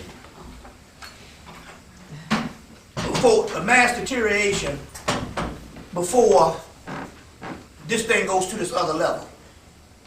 What we didn't realize was that mass deterioration been going on, but even in this book, this guy, Trevor Ravenscraft book, the Mark of the Beast, he said the people are conditioned now till the deterioration seems normal. So they don't even know that they deteriorated. The first thing is because we're a consumer society. So long as you exist to go shop and consume, all is well. 10 people killed themselves last night, but as long as I exist to get the things that I need, all is well. So we in this zombie-like state. You see what I'm saying? Nothing matters as long as the store is providing the goods and services that I need. Or, this the other part too, which is the savage thing. Nothing matters not unless I can survive, as long as I got some heat on, some lights on, gas and water. So what this is saying is the white boy has taken what's supposed to be natural to the earth, and everybody's supposed to have food, clothing, and shelter, and you gotta pay for it. So as a result, it got you on a zombie-like state, even if you don't shop. You worried about your electricity. But doesn't that also keep us in the illusion that everything is okay? Yeah, that's what I'm saying. It's the same thing. Everything is fine while everything is really falling down around Everything us. is really falling down around us. And stuff is deteriorating every day. You used to drink water out of a well or stop at a nice blue brook and scoop my hand up. And now we bottle. I take for instance, and somebody was telling me about, I was in one city and they was talking about how, it was in Kansas, and they was talking about how they had this stream, it was always running water. You could go down there and get all your buckets and stuff. And all of a sudden, the city dammed it up. You see what I'm saying? You know what that's for, consumer purposes. You see what I'm saying and all. You know, and which leads me to this. One sister, I'm going down to get some spring water. I'm like, oh man, that spring water is nasty. I like to steal. No, but it's interesting. She brought back 3-4 gallons of spring water. I said, well, I'll drink it when I run out of the still. I started drinking that stuff and it tastes awesome.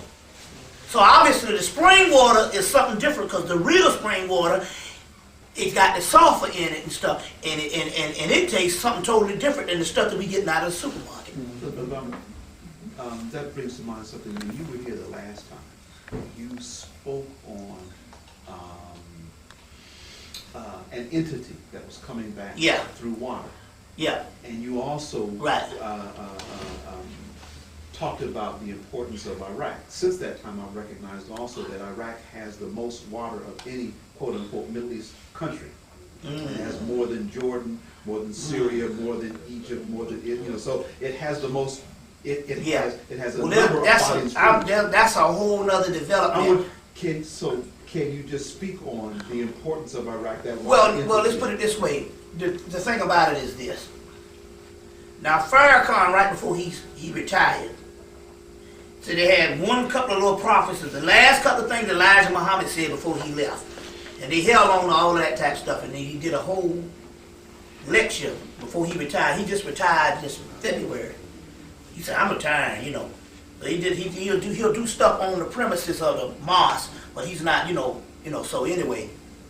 And he read the last prophecies, and they said that America will go to war, and they will be successful, but when they come back home, America will fall.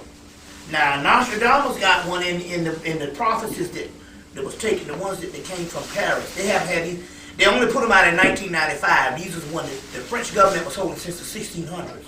And in there they say, America, last hand bloody, will not be able to have victory by war, but between two rivers, they will feel a military hand. You got to change? Yeah, change too. Yeah.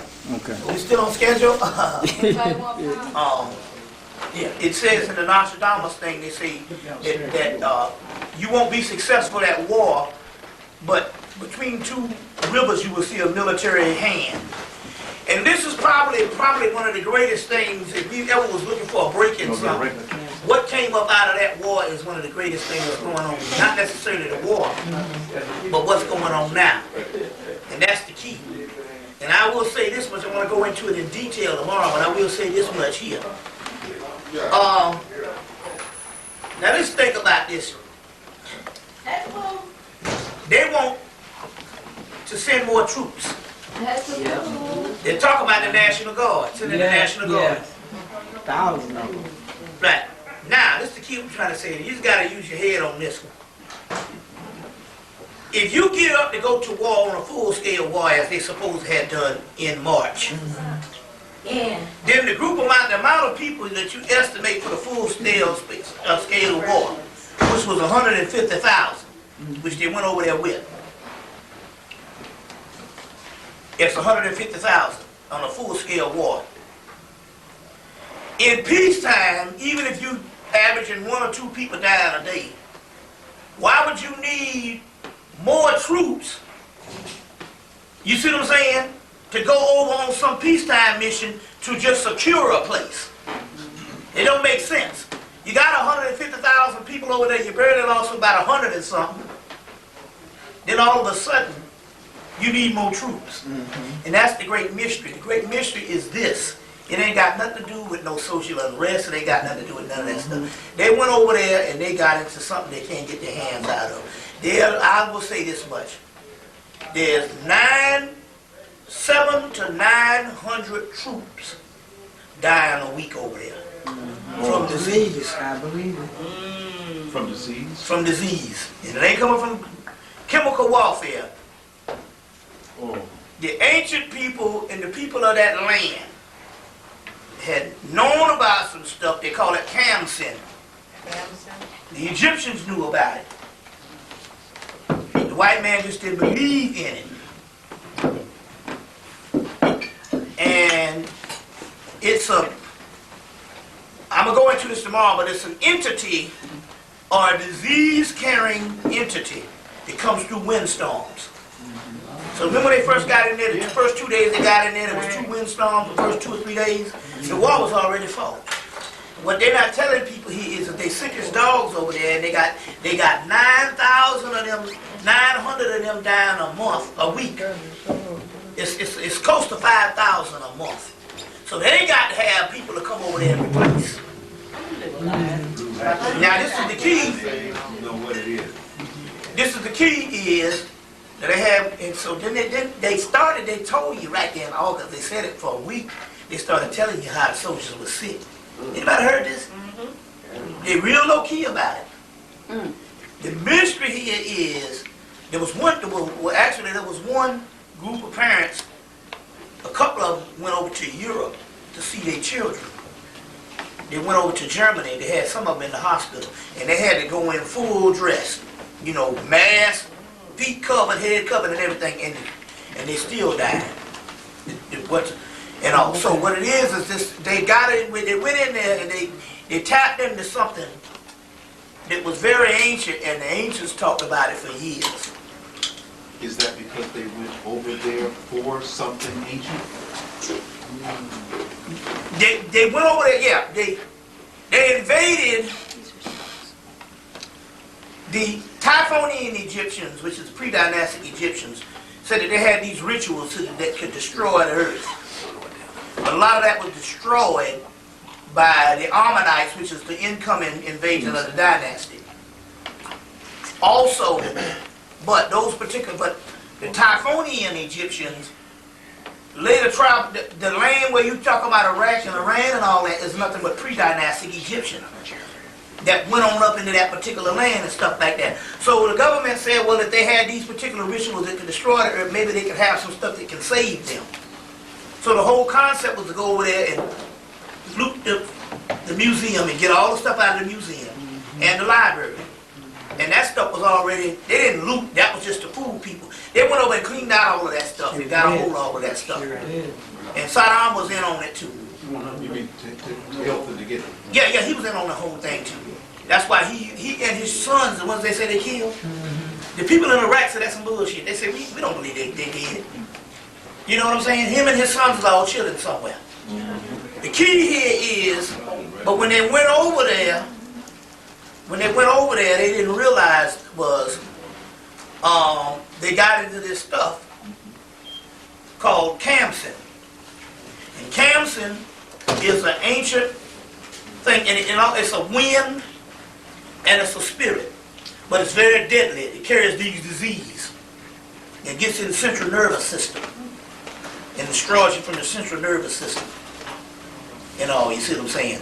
So what's happening is that they're dying over there like flies, and they need to replace. They even that's why they also went to Africa. They ain't never sent no troops to Africa, but all of a sudden they gonna, they did the little thing with the exploitation of the Somalia, but they gonna go to West Africa and send 2,000 troops over there to Liberia and didn't even go on board, didn't even go on the land. So they're fooling people. They trying to find things that they want these particular troops and different things to deal with around the world, just so they can't send them back here. Because whatever it is they got, you can't never see them no more. Wow. Because you will die. What's up with these ones that come home on a furlough?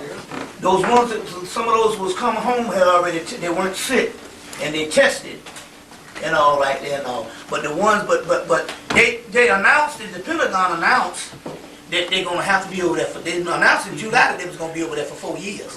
You see. Then the people started squirming and hollering, and they said, okay, they're gonna be over there for 18 months. They fooling people, they can't bring them home. They done got into some stuff. But what about the young female soldier? They had her isolated. Oh yeah. That was all fake. She didn't even remember none of that stuff. You know what I'm saying? Like she said, she don't know to this day what happened. They made her national hero, and she ain't did nothing. You mean the white part? You mean the white girl? Yeah, the white the young one. Yeah. The white girl. She's got a movie coming out. Yeah, she didn't do nothing. They got a movie. Isolation. Yeah, you see, so.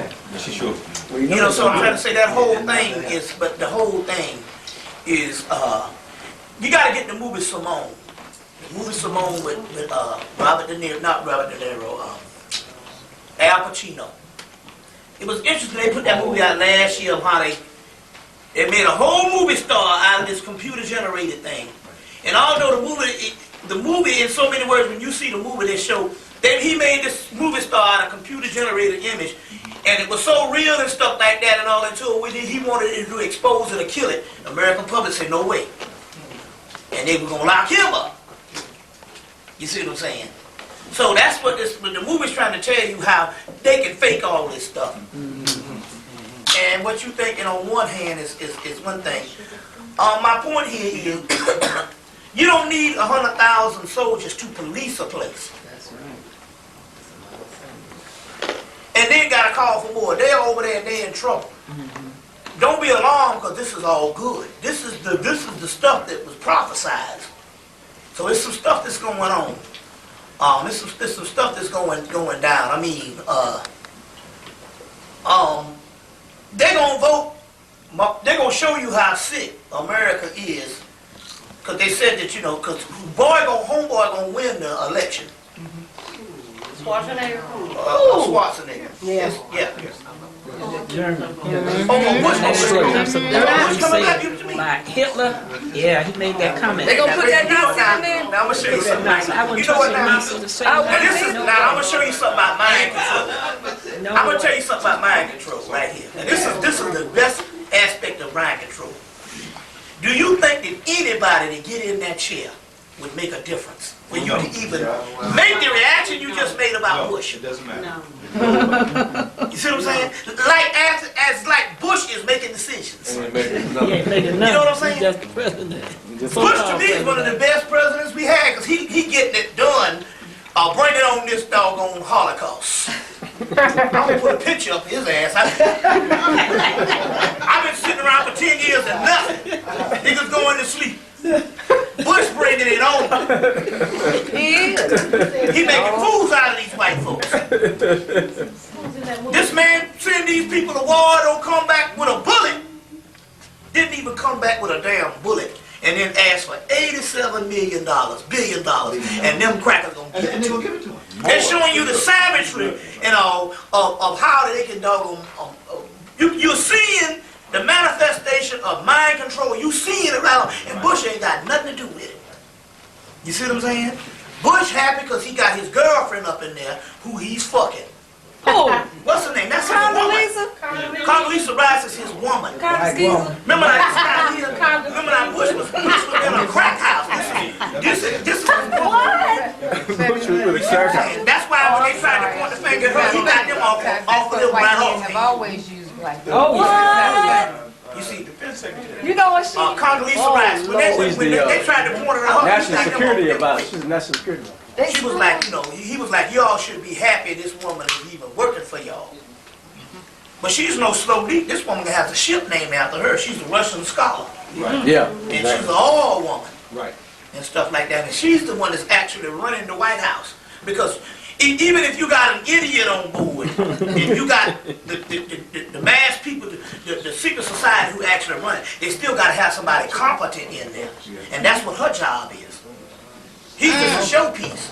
She's the one that's running her, Colin Powell, and Kofi Annan in them is doing, you see what I'm saying? So they got a whole black front. That's all the problem. Black folks is running. Oh man, yeah, he works for the UN. Do you know where the UN started from? The Berlin Conference, where they tore up Africa. The UN is not a virtuous, what you call it? The UN is there for world control. Why the hell you thinking the building is in New York? In the story. It's not as if the UN is, Malcolm made that mistake. Thinking that the UN had anything to do with freedom.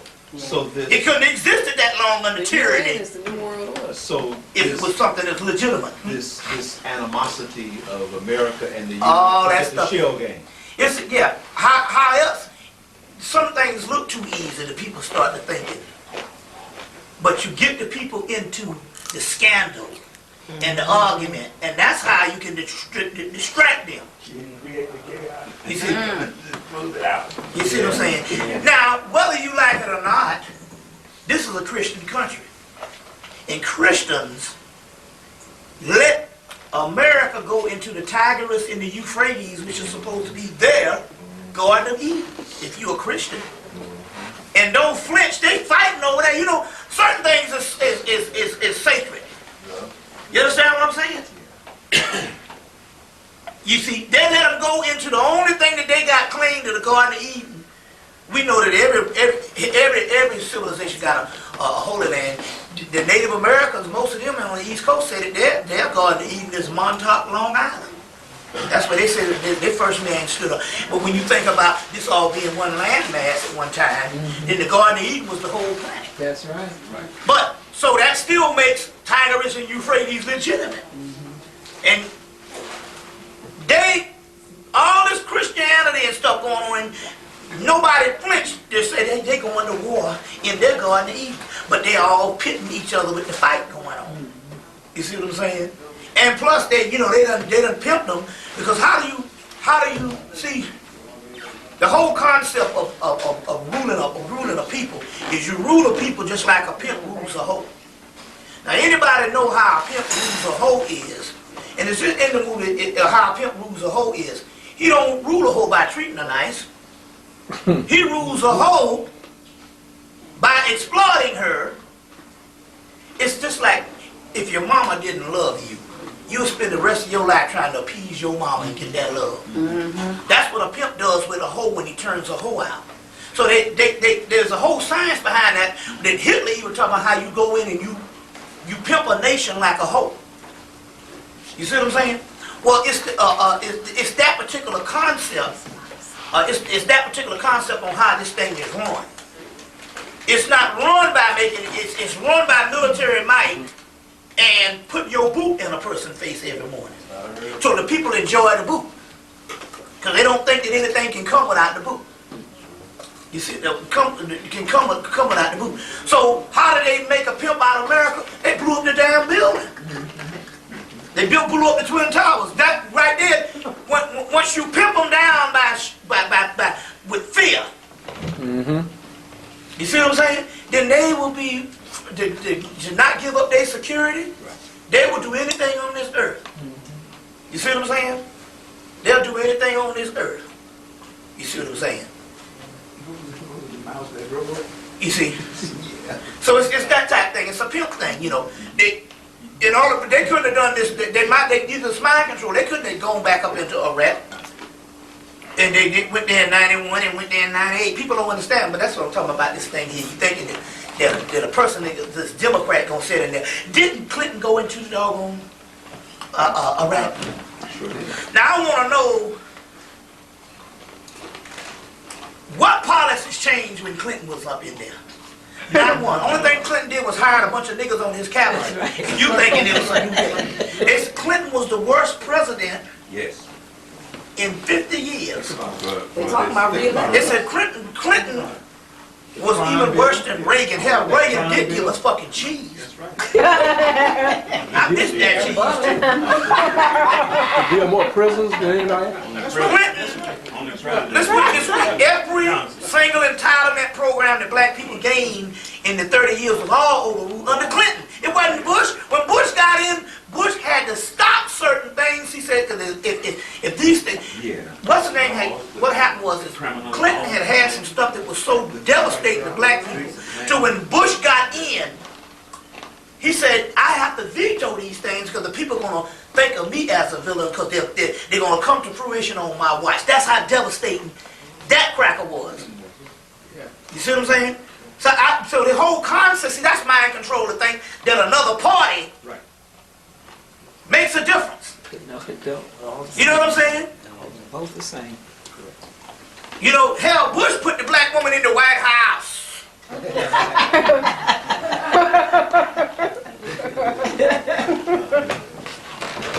You know, when I see her, the first thing I'm going to say is I'm going to ask her for some booty. I said, you done pimp for that damn hillbilly, goddamn it, you can give me some.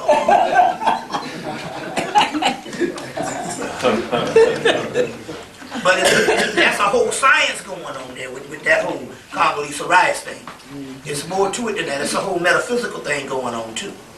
And all like that. The white male and the black female? That too, the white male, but it's also on the spirit realm when you, it's like the art of war when you retreat, or how you, what Elijah Muhammad used to say, they gonna give you their woman and treat you a certain way, so when our God come to kill them, kill you too. So when they know that the gig is up, the first thing you do here is you put these figures in the highest positions. You see what I'm saying? Highest position. You see what I'm saying? She's running the White House. You see what I'm saying? She's following orders, but she's not following his orders. She's following the orders of the people who got them there. Just remember now, to let you know, so to let you know that this is all a script. It's just a script. There's a movie called Deterrence. Deterrence. The movie is called Deterrence. It came out in 2000.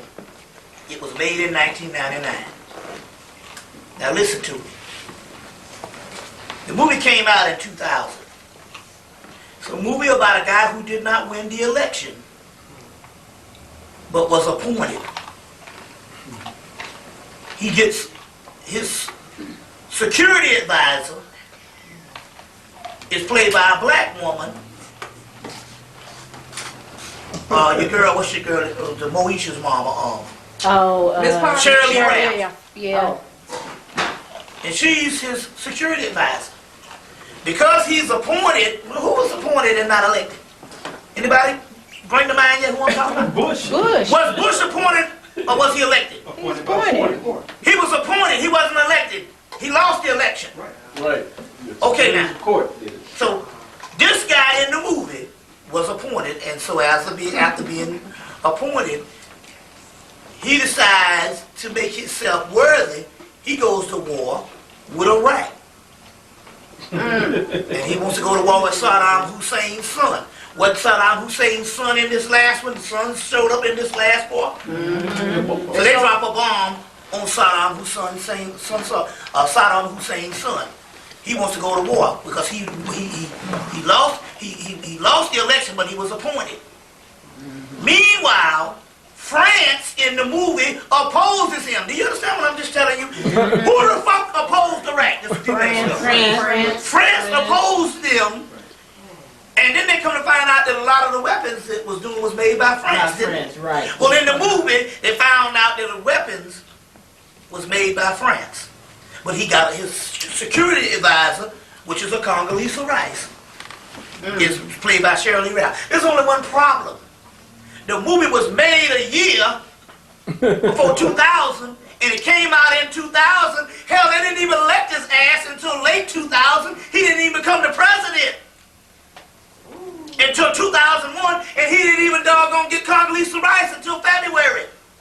So what is that telling you? How could there be something that you just played out, the Iraq War, Congolese Rice, France opposing thing, in 1999? Do you understand that all this shit is a script? That's why you shouldn't even follow no news. That's right. I turn it off. That is mind control. Yep. I turn it off every time they come out talking about Iraq. Deterrence. Turn it off. I do. I don't even You know. see the concept here? I don't listen to it. They script this stuff. They script this stuff years before.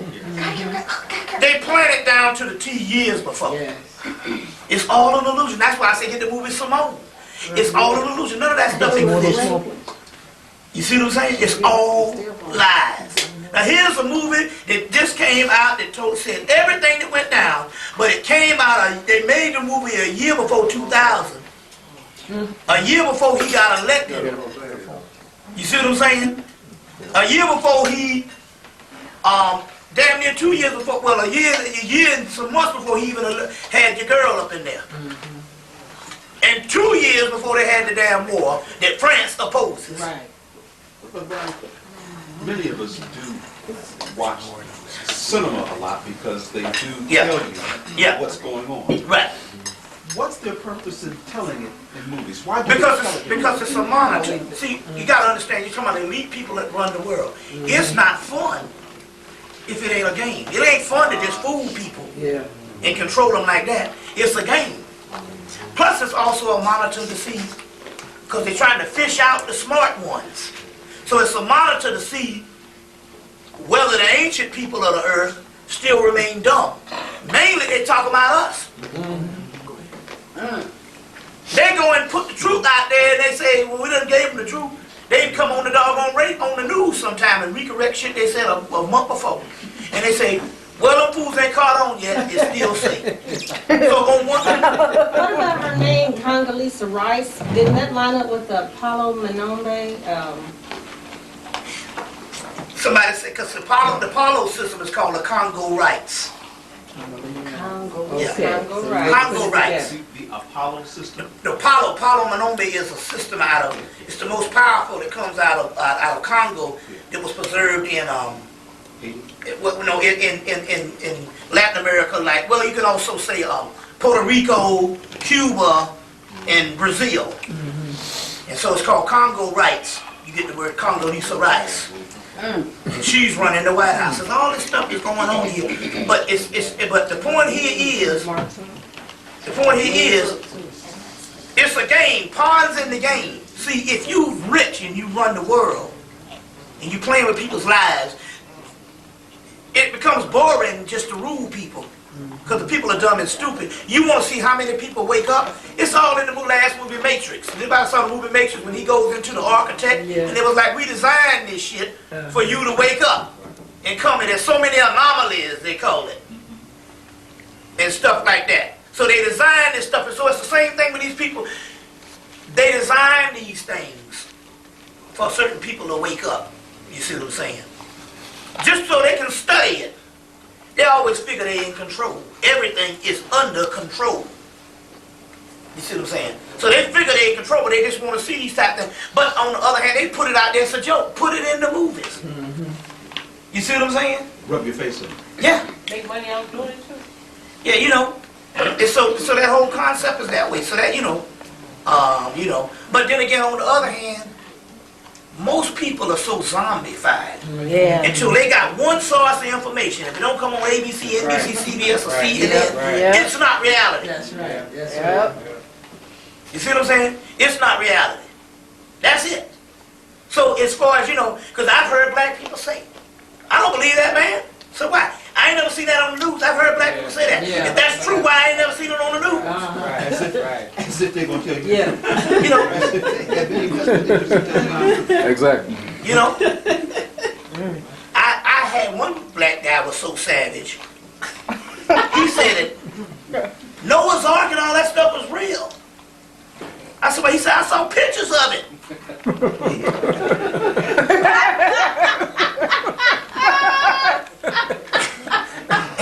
And I remember because of my ex-girlfriend Ginger. She was in her early 20s. She said, those are paintings. It's true, this nigga was in college. I saw pictures of the Noah's Ark. She said, do you understand those are paintings? But he was so indoctrinated till he thought that a painting was real. It was a photograph, yeah. Was a photograph. I mean, that's questionable, but a painting?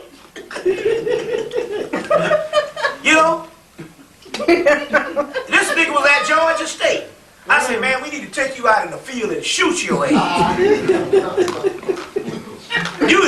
You useless eater, you wasting air. We need to take you out in the damn field and shoot your ass, man.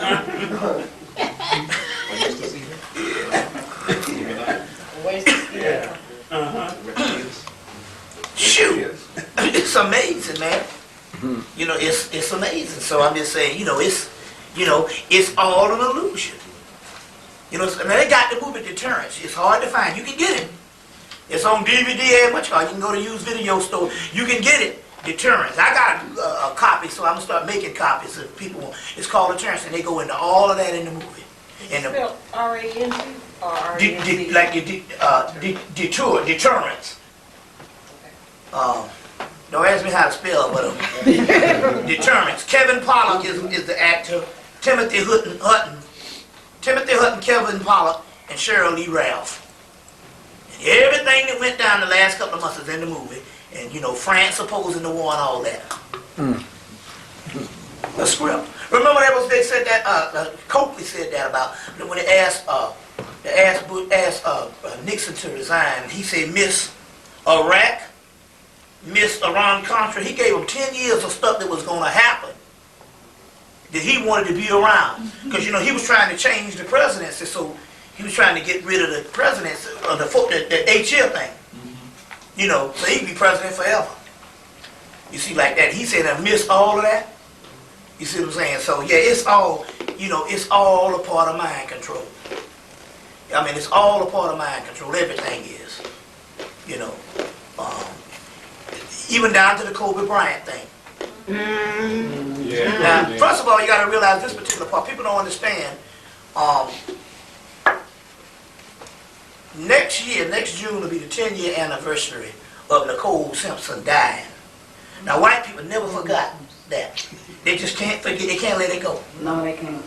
You see what I'm saying? These are new OJ. Yeah. So they know that this is the trial. That's preliminaries in October. The trial is going to spill over right in the same time frame of the OJ thing. You see what I'm saying? And all. But you got to understand, they do things on cycle. 10 years ago, there was another scandal in the basketball world. Michael Jordan's father gets killed. Yeah. Yeah. And he retires and all of what you call it thing here, you know. You know, all that stuff went down, you see. And that was a conspiracy. And the other boy gets AIDS, so he's out of the blood. Yeah, AIDS, yeah, and you know, he gets AIDS now, he comes back now. And the fattest motherfucking AIDS patient, like he swallowed a damn basketball with his big ass head. You see, you know, just fooling people. It's just fooling people. You know. So all of that stuff, the Kobe Bryant stuff, you know, all of that. I mean, but it's also mind control. I mean, Kobe Bryant is an idiot. Yeah. I mean, I'm not even gonna burn no energy and stuff. I don't care if they put straight electricity to that nigga. You know, you gonna buy a white girl a $4 million ring after, you know, it's begging and all that. And I hope she's a smart white girl. Well, she'll be the dumbest one ever to stay with him after this nigga admitted that he had adultery. In California, she can get half his shit. They'll be his wife. Man, shoot. You know, but all that type of stuff, you know. But that's mind control. Got the people into the Kobe thing, huh? Ask you about that young GI, supposed to be Muslim, that set off, that threw that grenade.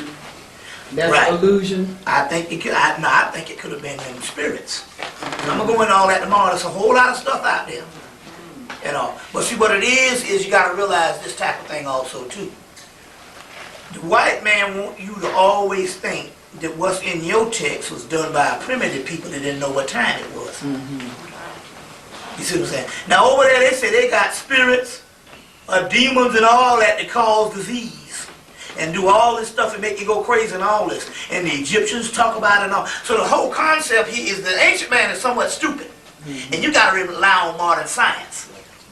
And modern science ain't nothing. Don't you know that 90% of this stuff is trial and error in modern science? They be making mistakes every day and they learn about this stuff. It's a guinea pig. And they make you think in actuality that they know what they doing. You see what I'm saying? You see. They make you think that kind of stuff here. They don't. They are just as much in the dark in modern science as anything. You see what I'm saying? And you know they can't really do nothing. You see what I'm saying on that particular level. So, but they want you to think that the ancient people. So when you say technology, you automatically think that technology is synonymous to modern technology. So the people back here, they make you think that in actuality, although no matter how great the Egyptians or how great the Africans or how great anybody are, they are a pale reflection compared to what is going on now when it's backwards. They didn't have the kind of stuff that you need because they didn't need the kind of things you need. You see what I'm saying? You ever see the movie Doom? They got a thing called a Cusack's Hatterack. Cusack's Hatterack is a person can be in 3 or more places at one time.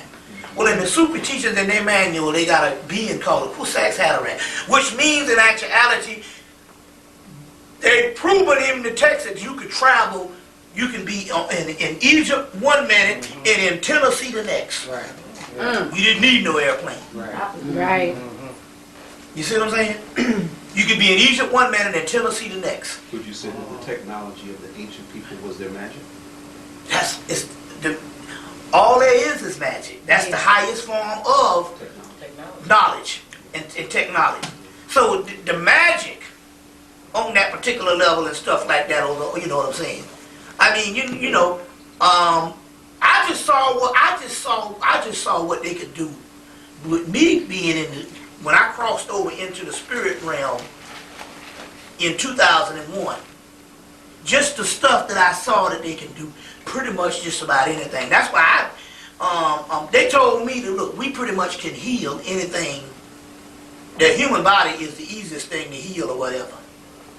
And they pretty much, you know, I mean, I had a toothache start cussing. I said, I want this motherfucker out now. They got on it. The next thing I know, shit was gone in a few seconds. So I know. The toothache was gone. They got right on it. So I know, just dabbling on a little level like that. You see what I'm saying? But isn't that what ancient sciences, what the whites use to rule now? And actually, it all comes from that? well, actually, they use some of it and stuff like that, but there's two realms. There's the seraphonic realm, which is the realm of the gods that existed and ruled the universe. And then there's the cherubonic realm. That's the ones that you rule the primal worlds that will come again. That's where all the magic is now. It's in the what they call the underworld, and they don't have access to that. That's the world that, like I said, the stuff that I deal with and stuff like that. I just seen. I mean, it's. Don't you know that they got foods? I taste some of this stuff. Don't you know they said the Africans had recipes by the thousands that's been forgotten. We haven't even tasted some of the ancient food in 1,000 years. So no matter all the food we got around the world, there's some good tasting stuff. They said that they had recipes of stuff that tastes like, it probably give you the same effect of what this crack cocaine or something is giving motherfuckers in the ecstasy and stuff. And all this stuff is forgotten. You see what I'm saying? So they got food that we haven't even tasted. You see what I'm saying? That the recipes are forgotten. But that's out there. All that's out. And the spirit let me taste some of this stuff one night because I thought about it and I was like, man, it's unbelievable. I just had a glimpse of it. So yeah, it was much more advanced. Much more advanced. But he wants you to think that everything is the same doggone way. Hell, this fool here, even with the little technology he got, he don't put the stuff that he knows out to the public. They got stuff that they have stumbled across. You know, they had cars that run off water in the 1940s. Saying that like the Kabbalists, the Illuminati, those that do practice the magic, they still have access to that. No, they don't have access to the ultimate thing. And what the stuff that they was getting was literally minute. That's why it was all in Africa for most of the 20th century, trying to find the real magic. Whatever they had was only fragments. Mostly they ruled by military might and exploitation. Right. Set. Just like Richard Pryor said on that Bicentennial Nigger album, we celebrating 200 years of white folks kicking ass.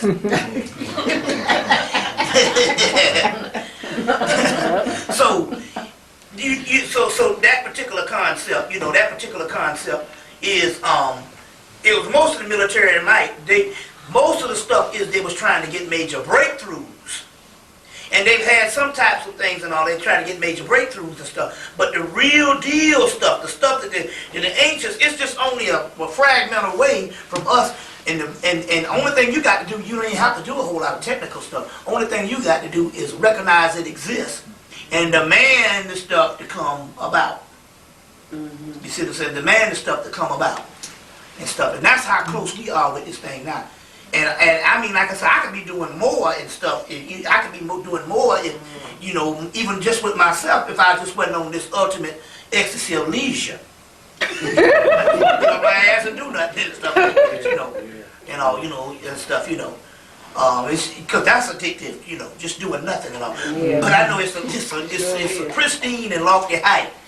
You see what I'm saying? And now I get, and so in so many words, like I say, I get the black man around the liquor store. I get the ones that sit around, you know. I don't know what it is. Every city you go to, there's some stump or some kind of place where some niggas sitting down somewhere. Yeah, yeah. And it's cold, they burning, they be burning, they got a bonfire going. Yeah. But I get the concept of, you know, this is an illusion, so why not do nothing? You see, and it can be that reality if you just eliminate just half the stuff that you be wanting. That's still the other thing. You know what I'm saying? You know, half the stuff you be wanting and stuff. And you know, I'm on that thing. I just got my gas turned on since they cut off in June. I got it turned on I got my gas turned on Tuesday. Because it got a little too cold. You see what I'm saying? It just got a little too cold. You know. And so them little space heaters and shit, you know, that's cool in the room, but when you walk out in the hallway, you know. But I'm just saying that particular concept of that now, you know. But you know, like take for instance, I turned the gas on, and for some reason the hot water heater went off the other night. So this morning I still had to take a cold shower. You know what I'm saying? Now I got used to it all, you know, because it's a science to it. Even in the summer, a cold shower, you got to put one shoulder in and let it warm up, then the other's a science. Yeah, you can't just get it. And you can do it and all. So I got used to that all summer, but now when it's cold, that's a whole other thing. You see, because it was hot, you know, and stuff. So, but I still had to take one because I got to light the hot water heater. My point here is I'm living on the minimal level. You see what I'm saying? You see? On that particular level and stuff. You see, I'm living on that particular edge. You know, on that particular edge and stuff like that. And that's the concept here and all, you know, and stuff. So I'm nigger rigging all kinds of shit. You know. And I become creative just to live. Just to live and stuff, you know. You know. Just to live and all, you know what I'm saying, you know, and all, and hell.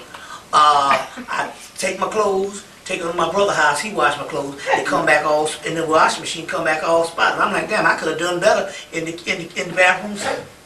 I get my clothes cleaner by washing them by hand than you do put them in a doggone washing machine. Just depends on, but you see, we done gave up so much based on convenience. You see what I'm saying? So I'm just saying it's just, you know, it's just a matter, you know, so it's just a matter of how you function. It's a trip. But I'm just saying that the stuff is at hand. But you got to stop thinking like you're human though too. There's things that you can do and all, but you know, you got to stop thinking like a doggone human. You know. I mean, it's any kind of thing. I mean, you know, you do. I mean, I do believe right now that if I kill somebody, the people will probably get a phone call saying, you know, we send our condolences, but ain't nothing we can do about this nigga right here. Because they know they can't mess with a certain amount of people if you dealing with your own stuff. You see what I'm saying? Plus, you know, if I get to the point I gotta kill somebody and all, they must have was something, they must have was mighty messed up. You know, but you know. But I'm just saying, you know, we all the stuff is actually back, but the concept here is we can't be. We limit ourselves by thinking on what we think exists. And so the possibilities on really getting ourselves out of that, we put that aside. No, we got to do this. It's got to be this way. I'm so sick of, you know, we got to get some land, and we got to get some, now come on now, let's be rational. Who the hell gonna move on the land with a whole bunch of damn niggas? Are you out your mind? I ain't moving on no land, planting no corn, all kind of stuff. None of y'all black folks. I'm being logical about it. Yeah. You know what I'm saying? I'm being spiritual about it. You see, I ain't going back to no plowing, no hunting and gathering and all that kind of stuff here. You see what I'm saying? But I'm looking at this thing on a whole nother level. I'm gonna be right now, I'm on such a spiritual level to I'm one of the few people living, I don't even like nature. I don't like no trees, I don't like no grass. I don't like none of that stuff. I don't even like nature. No babbling brooks, None of that. Because I'm going beyond that too. I'm not even captivated by that. Why? Because number one, I tapped into my soul and I know I done been out here for thousands of years. Been there, done that, got the t-shirt. You know? So I'm going to that's not enough. That's not even, that's not even fascinating me. So everybody trying to get the big house and the log. One brother like, yeah man, I want to move in a log cabin. I'm like, nigga, you must be out your damn mind. A log cabin. I said, if I did, you best believe I'm going to have parties up in there every day. But I'm just saying, what I'm trying to say here is also, it might seem like jokes, but what I'm trying to say here is, you got to you shouldn't even think, if you feel comfortable even in thinking on a high level of thinking right, you shouldn't be comfortable with that. If stuff start to add up, you should get mad at yourself. Mm-hmm. You know what I'm saying? You know how we can just get into what we think black people need to be doing and just the just the dollars and cents. By just looking at black people's faults about what they don't do, and because you would say you would do it different, that should be good enough. No, we should be thinking on even a whole nother level and stuff. Because that's what we did when we was creating. When them niggas created that blues, or when they created, like Duke Ellington said, when we creating this stuff, it's never been done before. That's what creation is. Creative physics. You're doing something that's never been done before. Not imitating somebody, but see, when somebody done took you to a low level, then any kind of heightened thing coming back is good. And so that's what the white man is doing. He has put the whole planet on such a low level until even the crumbs look like civilization to us. You know what I'm saying? That's when somebody say, what would Egypt be like if it hadn't stopped itself or it hadn't deteriorated? So my point here is he's leveled the whole planet until now what we think is great, you understand what I'm saying, is the sub-level of the lowest levels. You see, and we only create when it's haphazard. Meanwhile, this whole thing with the blues that they was doing, they're doing a whole 7-part series on the blues. The thing about it here is people fail to understand. They are celebrating the same people that run them goddamn liquor stores. That's right. That you are trying to get away from. They are celebrating that as the spark of civilization in the modern era. Them same damn niggas out there picking a guitar. That's right. Yeah. You know what I'm saying? Can hardly talk. Can hardly talk. One guy said, I'm blind because I've been drinking canned heat in my 20s. That's that sterno for, Can hardly talk. They got subtitles on the bottom of this shit. You saw it? Yeah. So you guys understand These what motherfuckers they're living in What America. language they talking? It's a whole other language. They got subtitles on the bottom of this damn thing. But you understand. So the point I'm trying to make here is these people, and we don't get it, it's a ritual going on. They are celebrating on the highest level. And the night was how it had influenced all the people from Britain. That's the pinnacle of their society. And they celebrating this stuff, and these are the same people and stuff around here that we down here thinking that we supposed to rise up from. And they're saying that's the only thing that's been created on this planet. The creative force in the 20th century is some shit from some ignorant nigga. Because when you're ignorant, you don't know that you can't be great. That's right. You see what I'm saying? You don't know that you can't be great. You see? So that's the concept, that's the concept. But then again, on the other hand, it still goes back to that same thing, the same thing. And see, even now we're getting caught because we're looking back in the past and we're trying to imitate them or the Egyptians or the whatever type thing here and all. You see what I'm saying? And I understand we got to look at our models, don't get me wrong, and stuff, our models and stuff, but what we're talking about here, man, is on a whole nother level, a whole nother thought plane. Just doing some stuff that's just spontaneous, and we've seen this in our lifetime. This stuff is just now starting to die out. Yeah. You see. just not starting. I have met some amazing niggas in my life and didn't have to go to no white people land or no cross town to do some stuff. And I'm gonna tell you the truth, the most amazing people I met before I got educated. You know what I'm saying? Unbelievable stuff. You know what I'm saying? I had stories in college and the people were like, I know you're lying. I know you're lying. They said, you couldn't have gone. I'm like, look, I'm from a town where I've seen it all. These niggas will come up with something new. It's ridiculous. Yep. But it's so ridiculous till it's sublime. It's genius. It's genius. You know, like one nigga get cut up. He go to the doctors. They stitch him back up. He tell them, don't put up your tools, cause I guarantee you, about an hour, another nigga gonna be on this table. Now, an hour later, another nigga came up in there with 5 bullets up in his ass. He didn't even die. This nigga got sold up, went out there and shot him, and the nigga was running, was shooting him. You know what I'm saying? Told him. And this was late. This was like 78.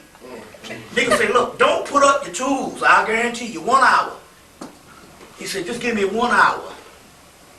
And went, and an hour later, that nigga was rolling up in there.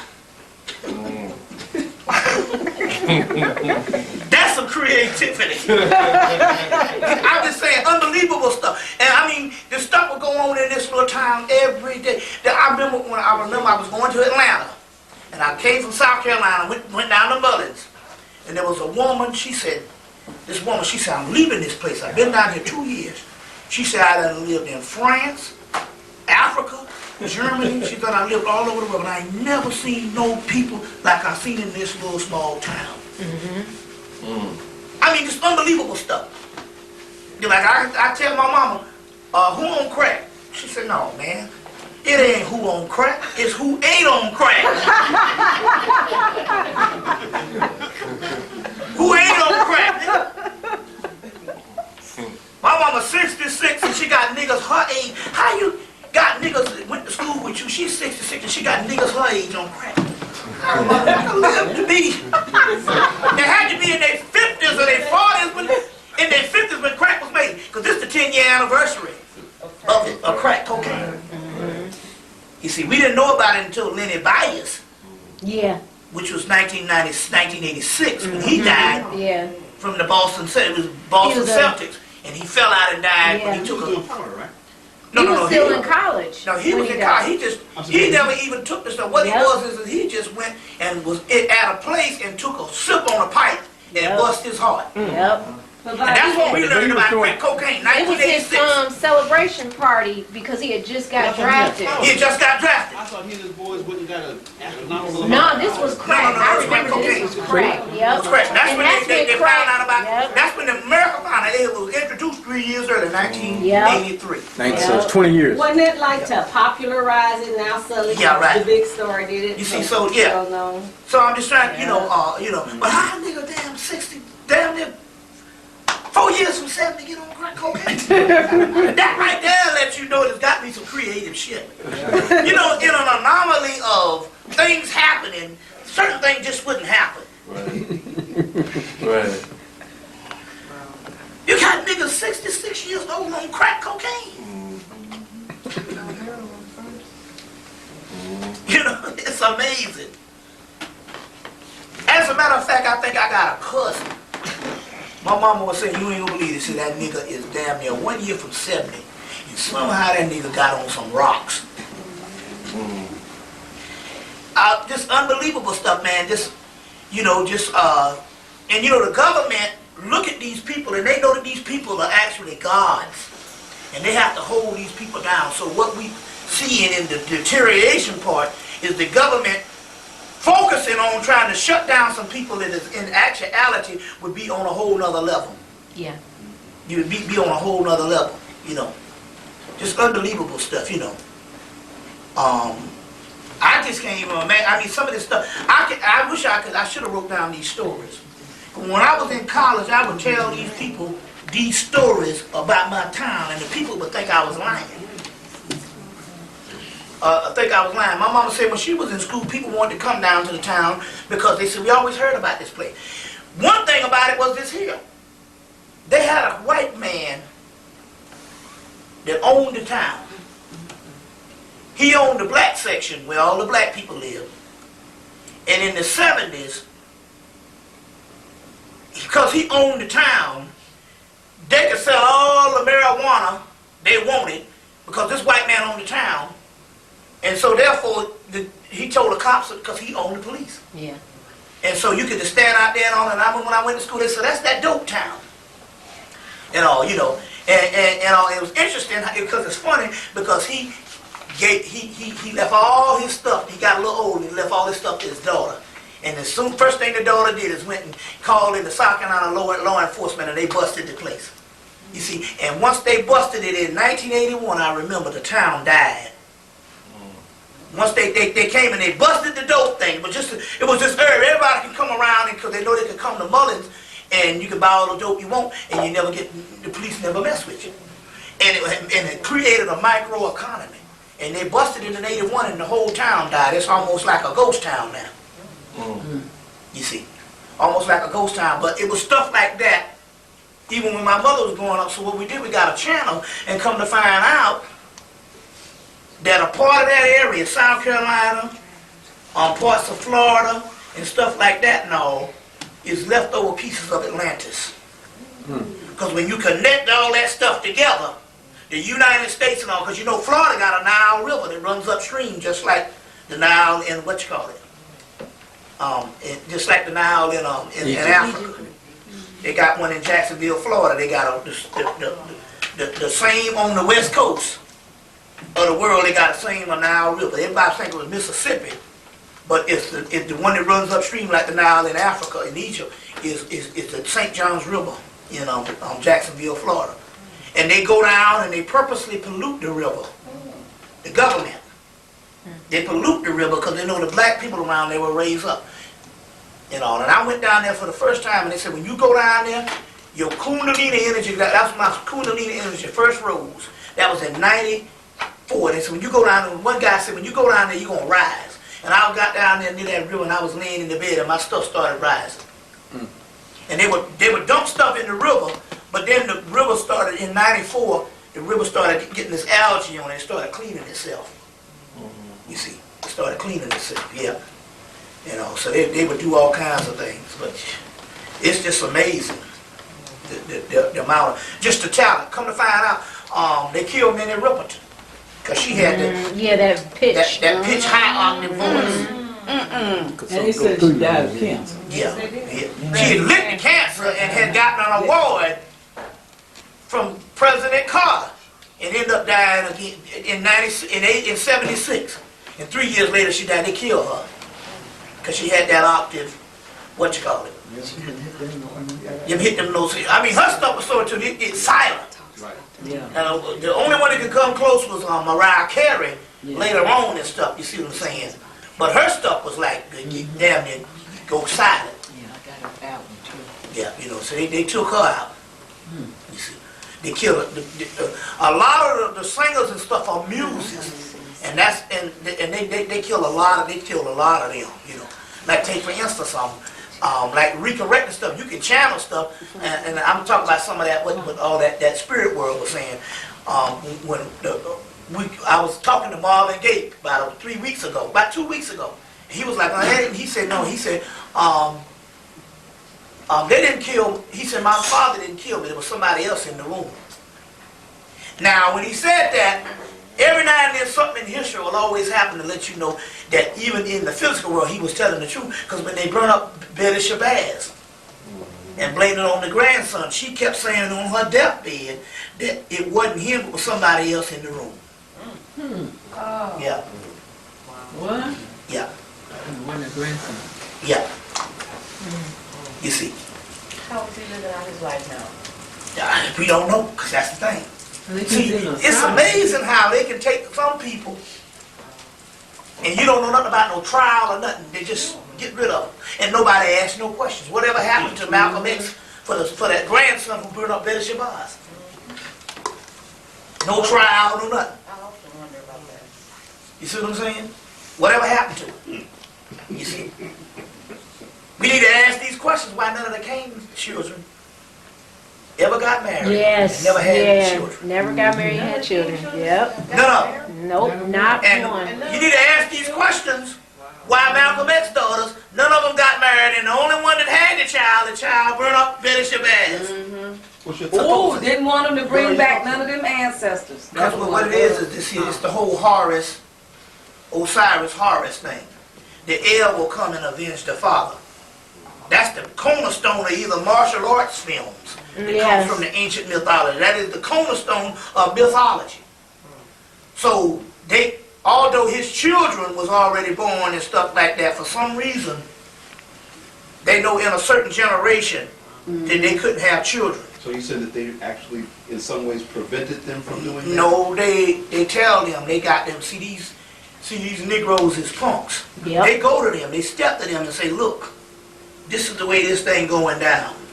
You can't have you can't never get married. They give them wealth, money, and all of this. But but they can't never get married. You see what I'm saying? I mean, hell, you got 4 children. At least somebody gonna fall off the wagon and do something. That's why Coretta Scott King is getting this. Yeah, they just gave her a condo. It's in the paper. It was in the paper. It was in the paper. They just gave her a condo, and they paying for it. Lifetime paying for it. It's in one of these rich in Buckhead area and stuff like that. They paying for it.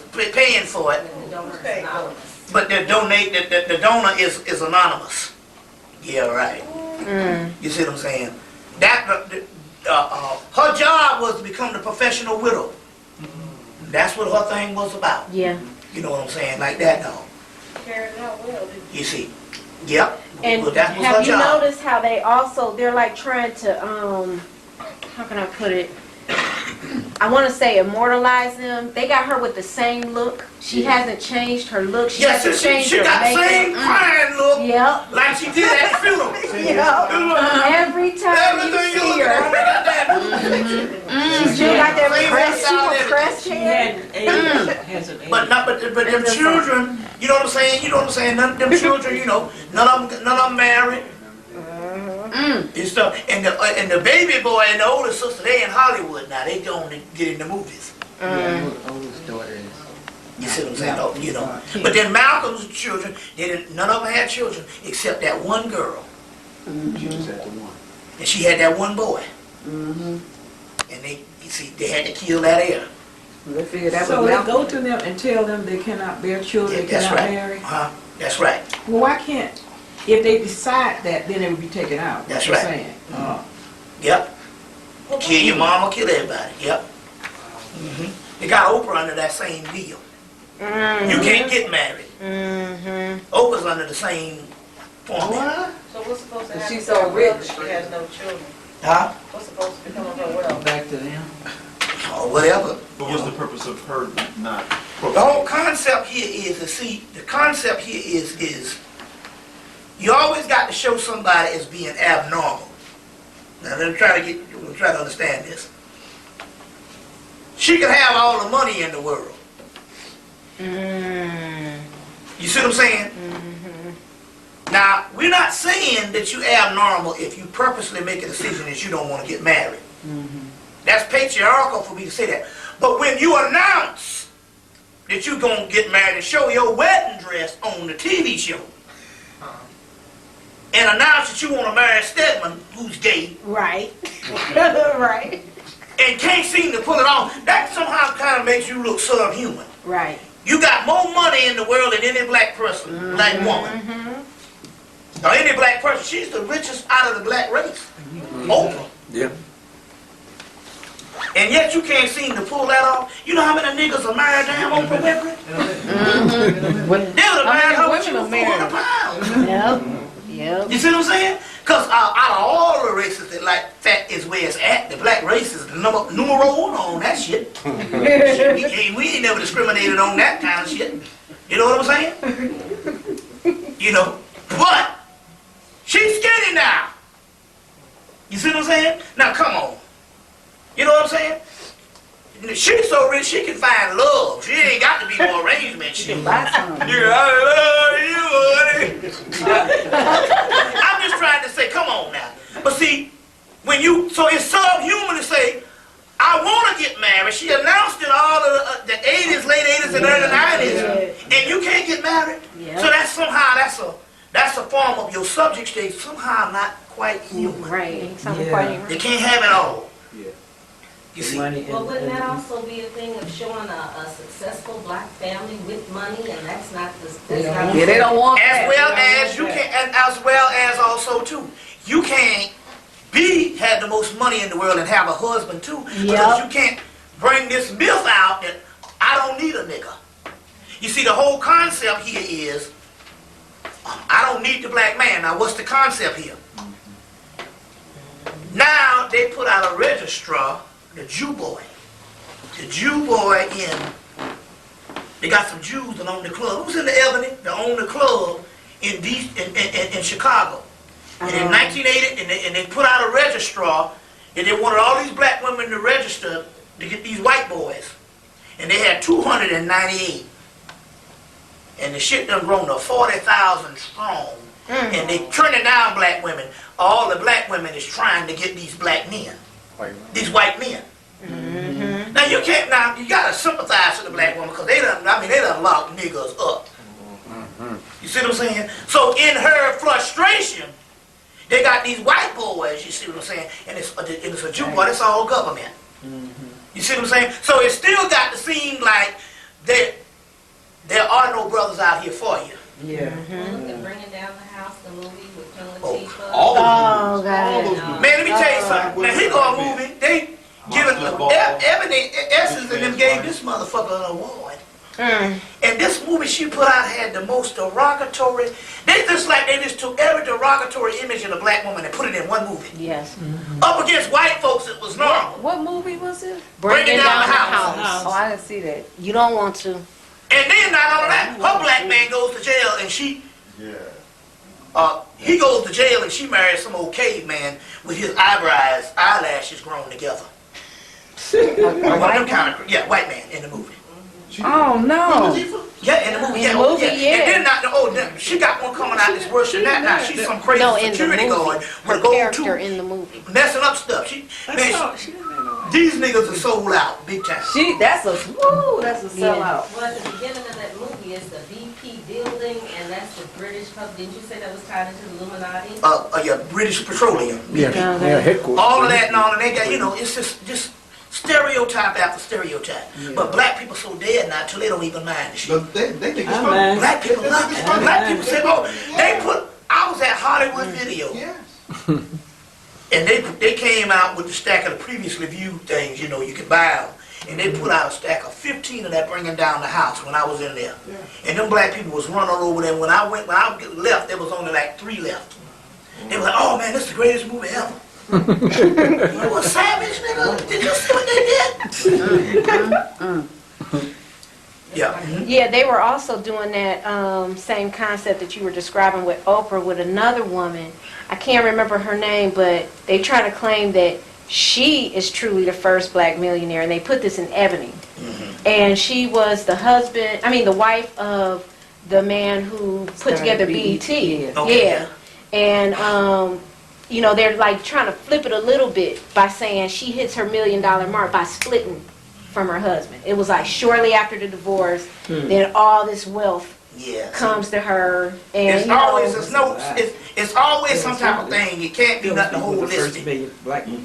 You see, it's always something. You see what I'm saying? So you can have the money, but you can't get married. Right. You can't be married and have it. You see what I'm saying? This kind of thing here.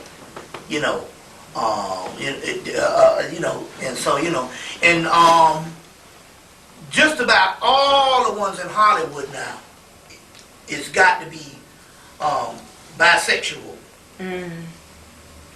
The only two that I think out of all of them, the only ones who ain't who ain't slipped over was like Denzel. Washington. And Jackson. What's his name? Samuel Jackson. That's a brother. But I'm just saying, but the thing about now, but then on the other hand now, in order for Denzel to get the Academy Award, He had to play it. He had to get shot in the ass. Mm-hmm. People don't know Denzel got shot in his ass to get that. In Trading Day. Training Day. I mean. Ain't no leading man ever got shot in their booty. So Denzel had to do that to get that Academy Award. What about that Academy that Haley Berry got? Angela Bassett said in essence that she wanted an Academy Award too, but she wouldn't take the part. The Monsters Ball part that Halle Berry got. Yeah. Mm-hmm. You see what I'm saying? Most people start off taking off their clothes. Then when they get some esteem, they don't take off their clothes no more. She was in Hollywood for 10 years and didn't take off her clothes. As soon as she take off her clothes. Porno. Straight out. And, oh, that was special. And a hillbilly too. That's right. Killed her son in the movie and the damn husband. Yep. And she's throwing a hillbilly. Yeah. And executed the boy's father. Man, that was. I know the story, that's why I'm saying. Yeah. I never saw it. Yeah, it was pathetic. And killed the little I son. don't like it at all. And then they had to also make her the unfit and bad mother, how she would get frustrated with him because he had the eating disorder, and you know she would talk to him all nasty because of how he. But I ain't never seen in a rated R movie somebody to do some porno stuff. I mean, she was really. I thought it was really good. She was shit. At first he sodomized her. Remember when you turn around and look back? Do your own critique on it. Yeah. Do your own critique Her on it. husband walked out, her husband walked can out agree of the with him. screening. Well, it Said he couldn't see it. You saw it? Said, you know, that's what you want to find. I didn't watch it. Yeah, he Yeah. walked out. He walked out. Well, maybe that has something to do with his. Well, they- Who walked out? Urban Nick? Yeah, they're not together anymore. Yeah. Well, they say it was him. Yeah, so that whole it's a lot of stuff, you know.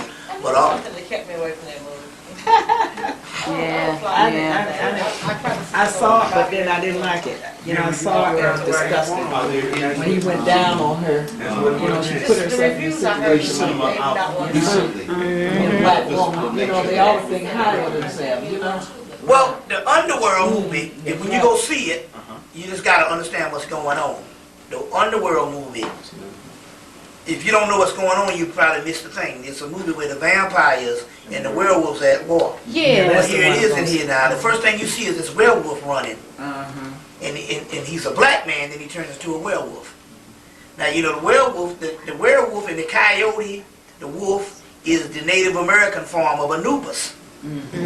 So now here it is. Now in the movie, the werewolves were enslaved by the vampires for 600 years. You get where this thing is going? The vampires is living rich. And the vampires kill off most of the werewolves and don't think that the werewolves got enough technology or anything to even be worthy of even fighting them. See what I'm saying?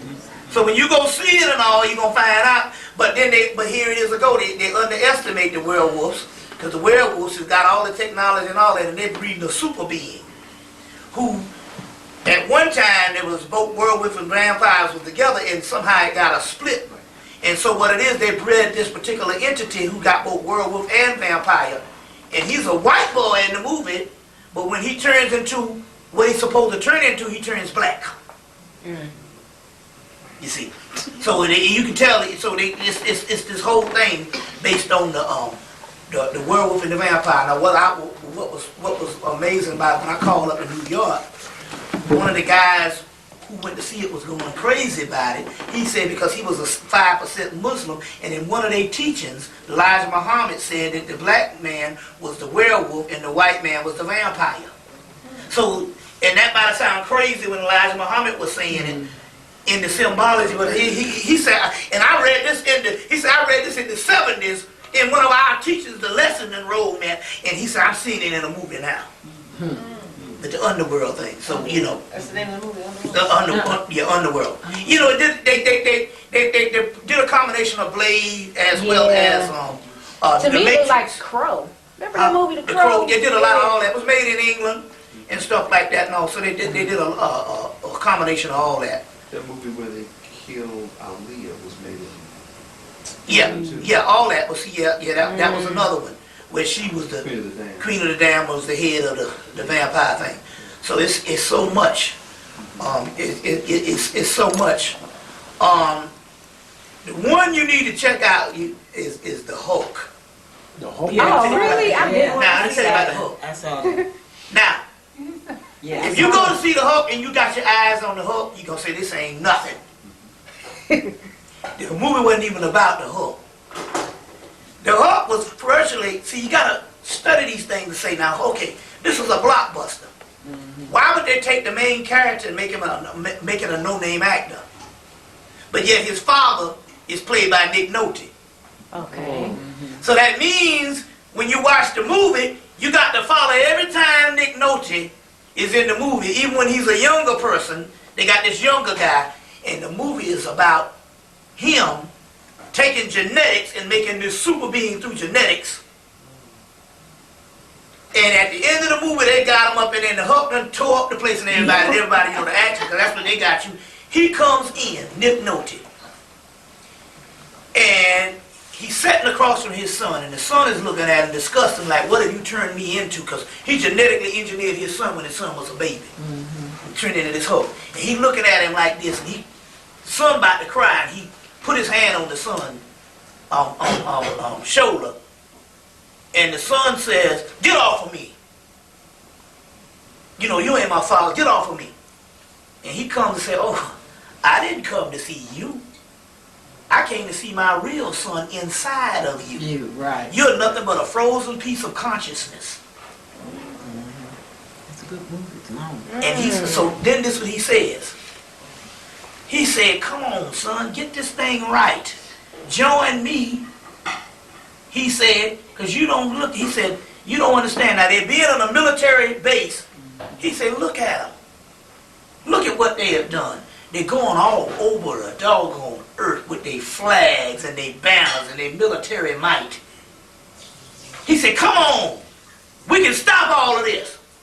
He said, I'm talking about this thing that is in you is the most ancient of things was here before any religion, any pale religion was set down on the earth. So he was talking about the spirit inside of which produced the Hulk. It was bad. But you got to study, you got to follow what Nick Nolte said.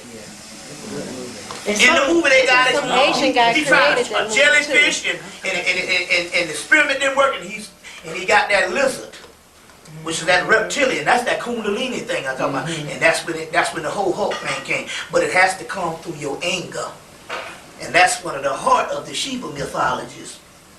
You know, it's only when he gets mad that stuff start to happen. Right. The blasphemy of the gods. You see, it's like a clause. They run the house until you get 18. Then when 18 come on your 18th birthday, the house becomes yours.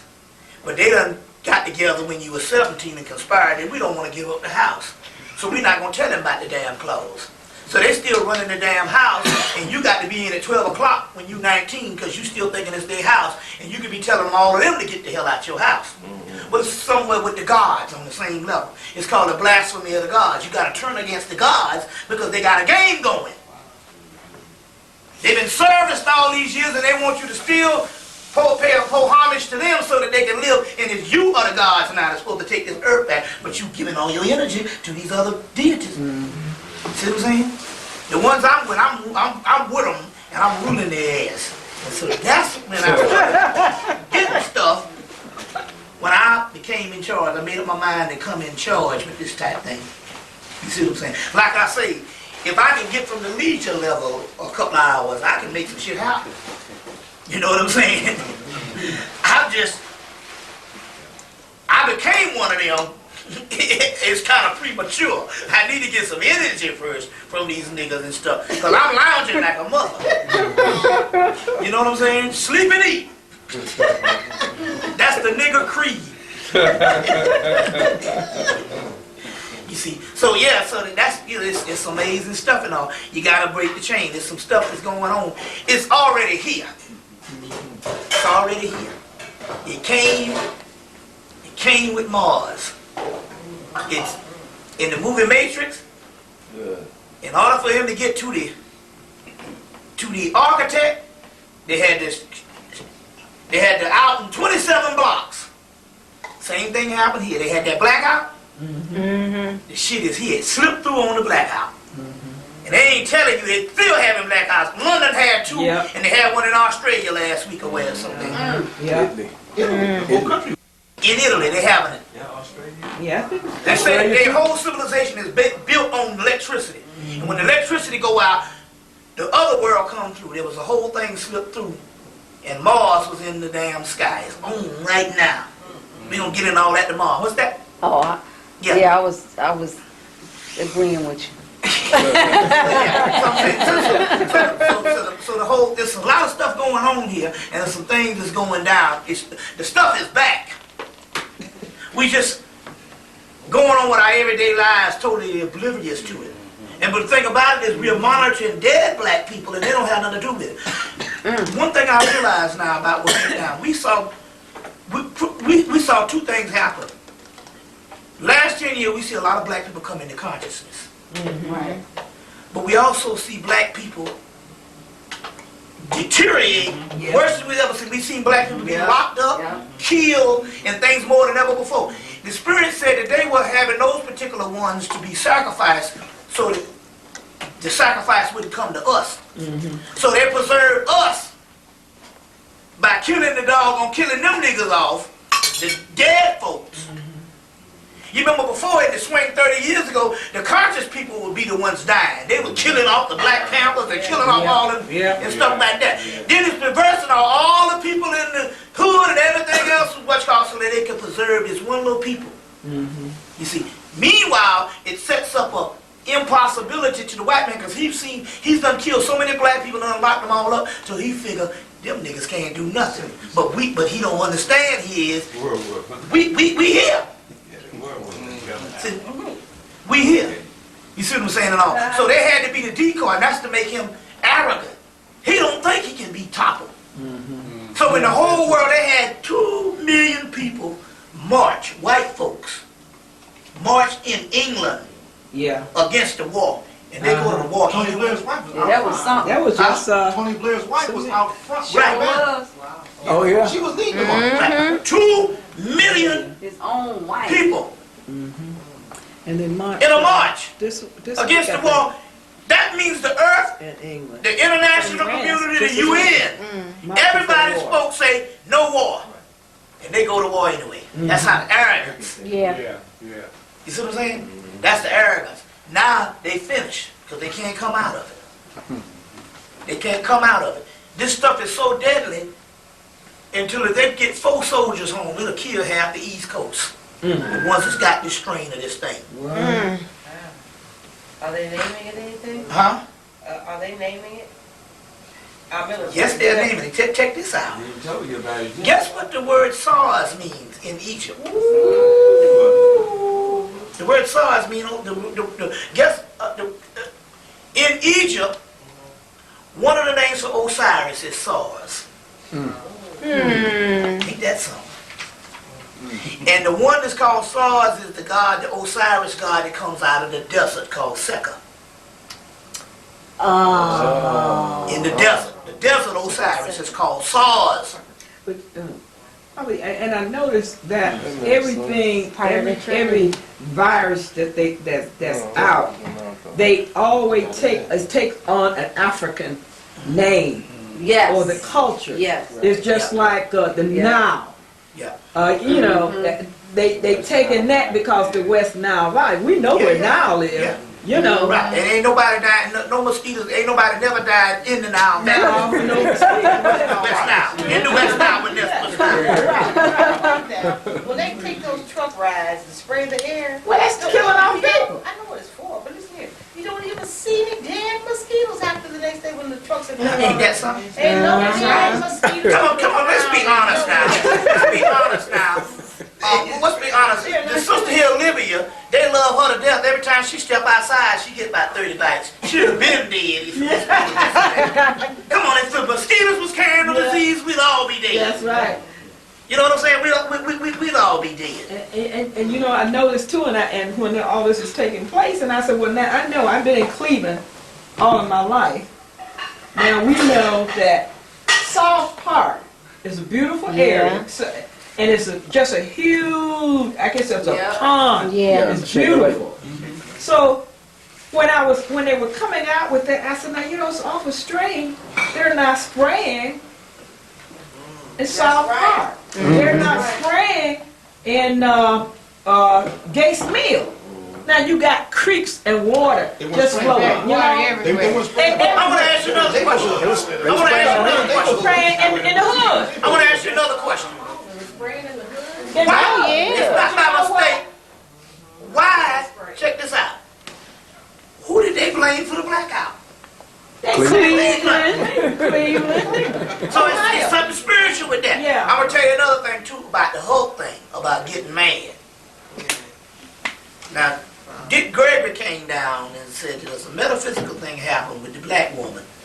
He said there ain't no man on the top. They don't have no other human being on the earth, no other male in any other race on the earth that can ever say this particular word. That motherfucker cut my tires. They said if you take a grown man with a sharp machete, it's almost impossible to cut tires. But they said there's something in a black woman when she get mad. She will cut your damn tires with a butter knife. And everybody knows niggas that cut up some motherfucking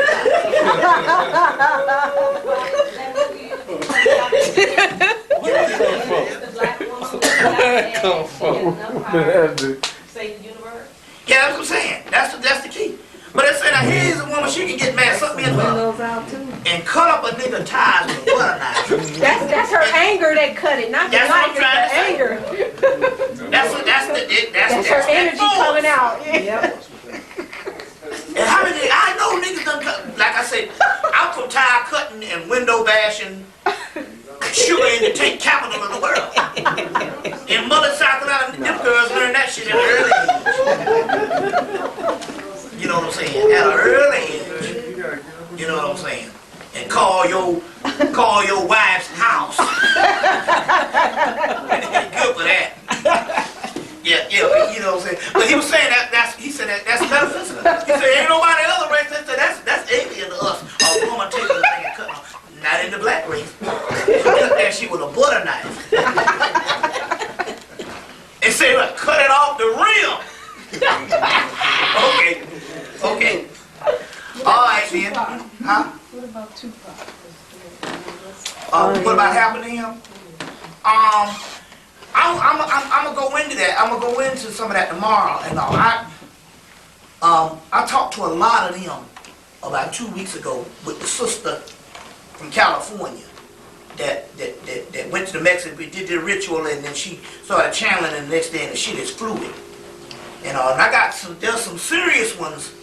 You see what I'm saying? And Olivia's one of them because we talked to Hemmitt Till in February and stuff like that. You can call them down and stuff like that and all. You see on a particular level. And I was talking to Tupac and all, and it was interesting because he was saying that that basically it was so many words the government just took him on out because he was getting real big. He had gone to the movie thing and all that. We talked to Biggie. And it was interesting here because there's different realms, there's different levels. We talked to Biggie, and Biggie was saying that that he was, he wasn't rapping about nothing. He started saying he wanted to rap about some stuff that was much more conscious, but he was big enough to make the switch, and he was getting ready to leave Puffy, and the people over Puffy had him killed, and he said Puff Daddy knows about these particular people and all. But they ain't saying that they benefited from his death because he blew up after that. That's right. That's right. But after we got through, he said, "I'm sorry." And I'm like, "What you sorry about?" He said, "I'm sorry that I could have said more. He said, but I didn't know. He said, I could have said no, but I didn't never get the chance." So there's different levels and stuff. There's different levels. We call him Phyllis Hyman. What she had to say? And I said, how did you know how you died? And she was on such a level she didn't even know how she died. And Barry White came down and said, one of your guys you were seeing killed you. And she was like, Jeff. So there's different levels. And I'll take for instance, like we call on Jam Master Jay. Okay. He was like, who the hell calling everybody pulling on me talking to him? So I said, fuck you nigga, we trying to find out who killed your black ass. Everybody put it on me. So when I went about 2 weeks later, hey man, how you doing? And I said, well, what happened? And somebody said, well, he didn't know who you were, and he didn't know what was going on. And they pulled his coattail like, hey man, this is some high level stuff here. And the nigga trying to find out about your talent and stuff like that, no, you know, and stuff. So you find out that they're on different levels. Is that because of their level of spiritual? The level of consciousness. Yeah.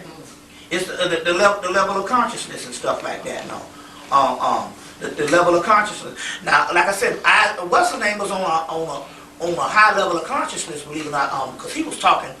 Your boy Marvin Gaye was talking to him and stuff. He was like, yeah, he said that they took me out because I was introducing a certain amount of. He said I was gonna take that love music to another level. You got to get the album. There's two albums. The last album from Motown, you can't get it on CD, and that's because the government won't put it out. And it's called In Our Own Times. It was the last one he did in 1982 for Motown. Marvin Gaye? Marvin Gaye. Then he got on Columbia.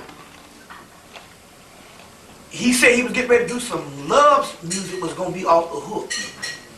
It's interesting here because there's an album called Romantically Yours. It's the last thing that they put out after he died. And it's unbelievable. The first album, he got the music like Nat King Cole, but he's singing in that doggone Marvin Gaye style. And the second album, he doing some other love stuff in the modern time, and it's unbelievable. He said, I was bringing this stuff to another level, and they couldn't have that. And they couldn't have it. So they got them on different levels and stuff. I talked to Bob Marley, talked to a bunch of them. Everybody we called down. What did Bob say? He said it wasn't even no cancer. They was just injecting him. He was just injecting him. But there's one thing I find, because there's one thing, the only thing is that most of them, like Tupac, he was like, I'm just chilling. He said, I don't even like to even deal with the earth. He said, because it's too painful. You know, like that, because they said that's how he was before he died. He was staying drunk all the time because he didn't like what he was seeing and stuff. But I talked to tons of people. I mean, and I'm going to go into some of that. I'm going to write them down and all because I can recall what was said and all. But it's tons. But I'm just saying there's different levels and stuff. There's different levels because everybody told my ancestors, my grandmama was like, I can't even come up in your house. What's that? Well, I know Tupac, it was last night, I was sitting in my room. They have, he has another album that he had not when he was alive. Yeah. Is coming out. They didn't say when, but I think well, he got a movie coming out too. Yes, but this album said all of the songs. But they made sure they put it out 7 years later. Yeah. See, they couldn't put it out in the impact. Hell, half the niggas dead. He talking about on the movie. He trying to say it ain't like and stuff. So it's coming out. It's coming out too. But I'm talking about people was coming through. People was rushing through. Like Donny Hathaway came through. What? He was like, no. He said they killed me, pushed me right out the window. What? Were there any words of wisdom from any of the wise? Well, they all saying that the time is now. They're saying that they're waiting. They say it's getting ready to jump off. And so, like, take for instance, Philly P. Wayne used to be with the Spinners. Yeah. He came through, and he said he was sick. I'm like, what the hell you doing? Sick? You ain't got no physical body. He said it was something like his astral body. He said it hit me in the head, and that caused my cardiac arrest. So I said, but there's different hierarchies. I said, so there was those goddess entities like Otis and Sheola. Those one that came. I told them, why don't y'all come down and heal him? And they came down and started working on his head. He said, damn, I feel better already. That's been 20 years he's been suffering down there. So I told Phyllis, I said, I got a crush on you. I always had a crush on you. She was like, well, hey, maybe we can get together soon. And I said, Phyllis, this is what I'm talking about different levels. I said, Phyllis, if you knew what to do, we could get together tonight. You can come in here. She said, I don't know what to do. So I said, well, I called on this goddess named Lokeo. I said, Lokeo, can you teach her? All right. I said, can you teach her what to do? They said, we working with her. I said, well, yeah, please speed that shit up. You know, so I'm just saying there's different, but like we called on none of them wanted to come back to Earth. Only one said they was coming back there, but they wasn't coming back in the physical body. They said we're coming back as a muse, as they can get in people and influence them. Jimi Hendrix said that he had been gone for 30-something years, and he 33, he said he's getting ready to come back as an energy. And stuff like that and all, you know. And he said it also too, yeah, the London Illuminati killed me. And stuff like that. Just about everybody, and people you don't think that died a certain way was taken out. All right. Sam Cooke, naturally, he said the government took him out and stuff like that and all. And it was a list of them and stuff like that and all. What about Left Eye? She said they killed him. She said not only that, she had a lot of stuff she was going to start revealing on some memoirs she had. And a memoir she had. Nina Simone just said, you know, it was time for her to roll, but she kept saying, you need to play more of my music, because that's one of the keys. The reason why Marvin is so hell, when you play their music and they go on, there's a whole other spirit come. Yeah. You see what I'm saying? She was like, you need to play more of my music, and I'm like, yeah, I said, yeah, I will and stuff, because see, if some stuff can affect you when they was living, what you think it can do once they become a spirit, become attached to it?